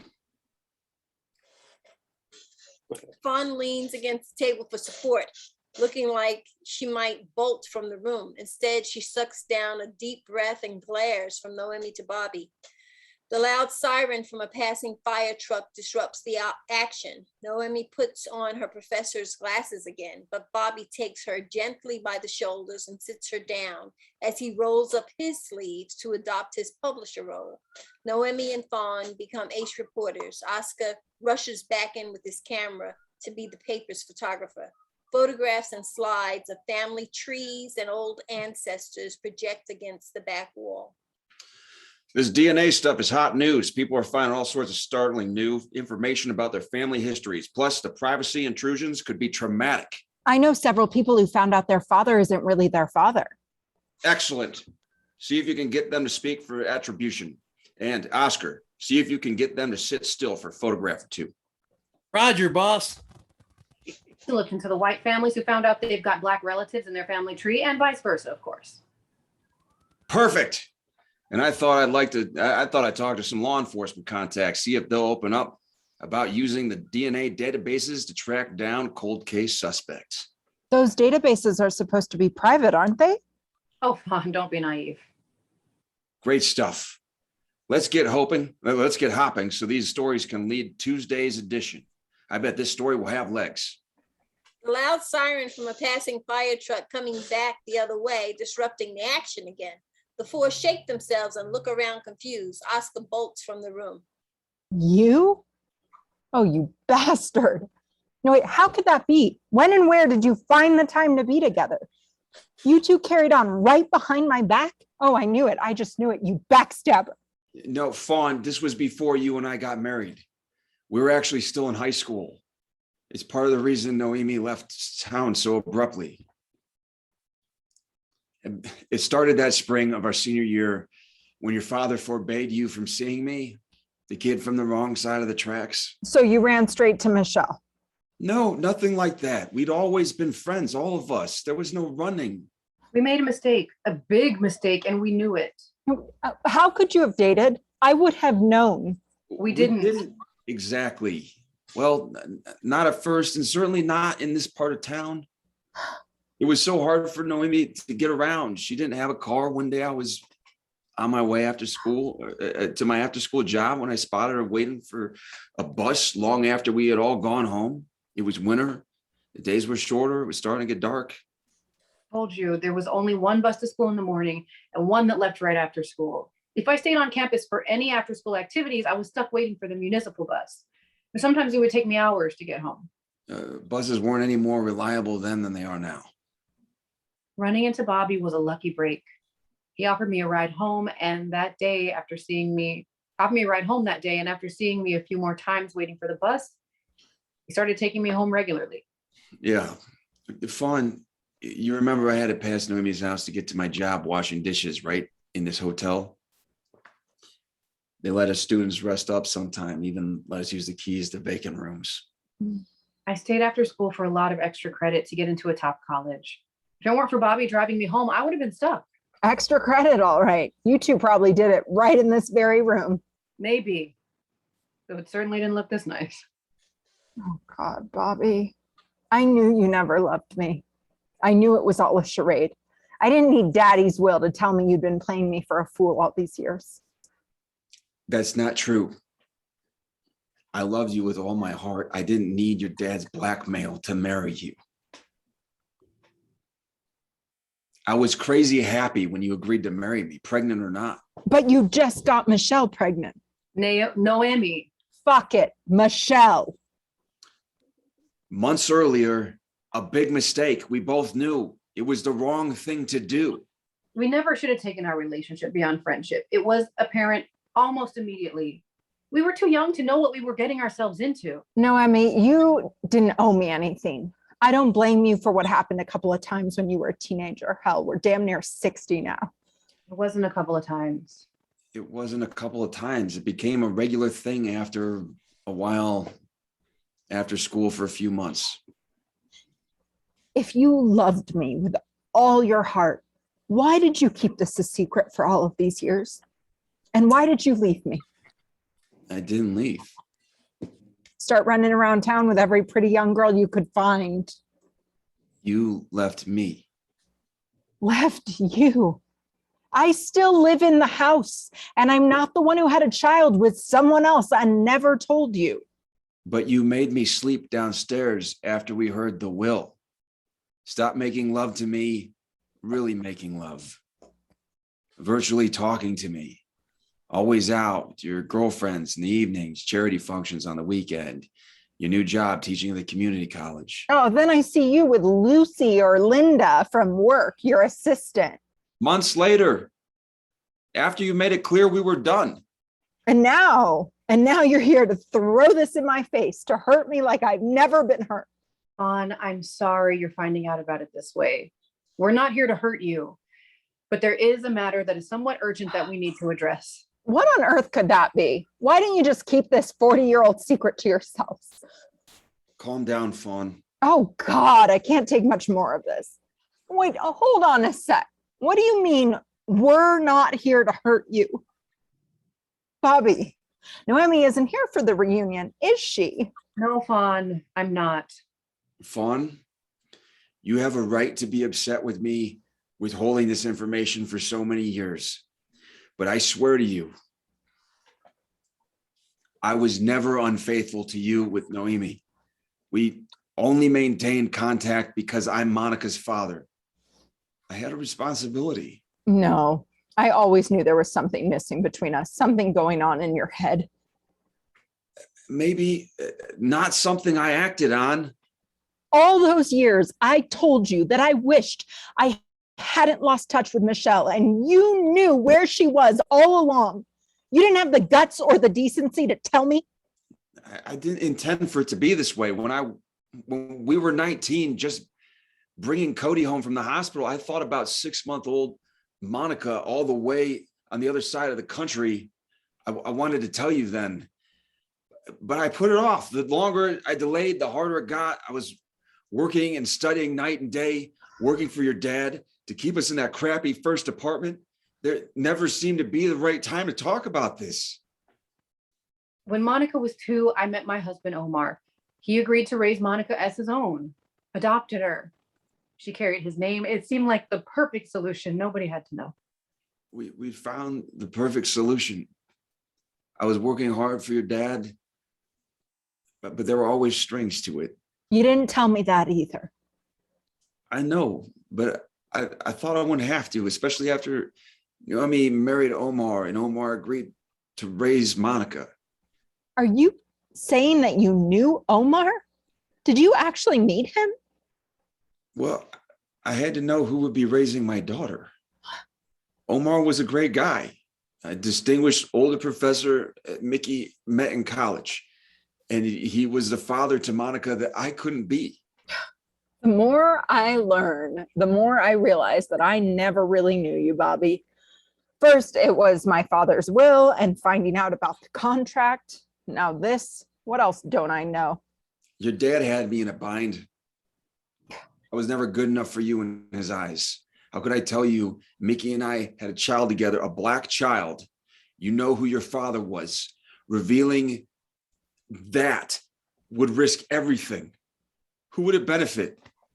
You, me, Cody, Chelsea, Mickey, Monica? You call her Mickey? It's my pet name for her. When I first moved to Baltimore, I had to ask Bobby for help. My mom wasn't making it, and I needed money for diapers and food. Oh, Christ. The more I hear, the worse this story gets. You supported them, Bobby, with money from my dad's company. Money I earned and money Noemi earned. Just a few bucks here and there while I was in college. But after I was working full time, it became a regular monthly check. I wrote freelance articles for the paper under a pen name. That's when Michelle became Noemi. Oh, God, the deceit. But I was always a faithful husband. Bullshit. No, I was until you had me sleeping on the couch for 6 months. I thought you didn't love me. And plainly, there was something still going on between the two of you, even if you couldn't hop in bed together. I tried to show you every way I could. I'd be with you still if you had let me. So why do this now? The girl Monica, is a grown woman like our kids. back to school, finally working on her dissertation. Well, what's the fucking urgency? Monica took a DNA test last week. So what? And so have your children, right? Didn't you tell me that they used Ancestry.com? That's the same test that Monica used. Her results are due any day.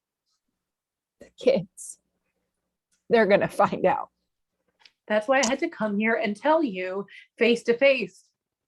All of these years I stayed away, it was partly because I didn't want to lie to you about my daughter. I knew you'd put 2 and 2 together if you saw her. So you're telling me now because DNA is forcing my hand. I thought the least I could do was tell you to your face. I've already had a long talk with Monica. She knows that Bobby, her mom and dad's friend in California, is in fact her biological father. I thought you all deserve to have the opportunity to talk to your children before they learned about it from ancestry.com. You two planned this encounter? How long have you been working on this? Have you been seeing each other? Did you pick up where you left off as soon as Omar died? God, no, Fawn. Nothing like that. Bobby, you've been keeping secrets from me for years. I'm glad I'm done with you. You're welcome to him, Noemi. You two deserve each other. You have always been jealous. You always thought I had something going on at the office. I never did. Until you did, and did, and did, and did. Until you closed me out for half a year. I knew something was going on with you. I just didn't know what. And now you know. Now you know I acted responsibly. Well, not completely. Omar really deserves a lot of the credit here. Without him, Monica wouldn't have had a father. You weren't willing to be that for her. The kids, they're who matters here. Especially since Monica has applied for a teaching job here in Los Angeles, and I've been offered a post at UCLA Law. How wonderful for you both. Sure. You need time to digest all of these changes. But now that Monica knows the truth, she wants to get to know Bobby better and would like to include Cody and Chelsea if they're game. I told her that she'd have to wait until everyone knew, including you. Until everyone knew the truth. Noemi and Monica could be living right here in California in the near future. Monica is currently studying at Berkeley, where Chelsea studies. They could forge a relationship. You and Chelsea have been estranged for years. We could use this opportunity to mend fences. Hell, as close as Oscar is to our kids, we might be able to pull them back in too. The Four Musketeers +3. I know we're talking about something that happened 40 years ago, but it's new to me and almost more than I can take. Fawn picks up her purse and makes for the door. Tearfully, she turns around. I'll be back to finish up. I hope you'll be gone, both of you. Fawn leaves. Noemi and Bobby go out onto the deck. That was hard. We gave it our best. You might actually take the job here in LA. Monica's all I've got, and I'm all she's got. Not exactly. She has me. Does she really, Bobby? Earlier today, you said we were your Pandora's box. Said that if it weren't for us, you wouldn't have to be bothered with racism. Truth is, you have no idea what she's up against. I know I said those things, but some of our conversation this weekend got a little hot. I was feeling out of my depth and frustration and frustrated. What do you mean? I don't know what she's dealing with. Is she okay? She's dealing with the kind of racial discrimination most white people deny exists. Systemic racism. She needs moral support, even if that support comes in the form of simply understanding and being open to learn. If we're in the same city, maybe we could develop a real relationship. I want to learn, Noemi, and not just because of you and Monica. I can still see that we all have to take responsibility and be held accountable for the mess this country is in. That'd be something to see. You really engaging on these issues? Late in the game, but wonderful if it happened. It would be nice to be in the same city with you, too. What are you suggesting, you old fool? Well, you've heard the old saying, once you go white, you just might. I don't think that's how the saying goes. Sure, but what we had was pretty damn special, short as it was. Yes, it was special. But we're almost different people now. What about Fawn and your children? She recently asked my permission to marry the fellow she's been seeing off and on for years. Your permission? At some point, I replaced her father. I've always wondered what kind of life we could have had together. Always. Every time I sent you a check for one of your stories, every time I wrote you one of those letters. I'll be honest. It occasionally crossed my mind. That weekend we got together in New York, a glimpse of what could have been. We had our chance when we were young, and it passed. You tell me in the parking lot at school that you and your mom are leaving town. And that afternoon, you're gone. Oh, Bobby, it was such a mess.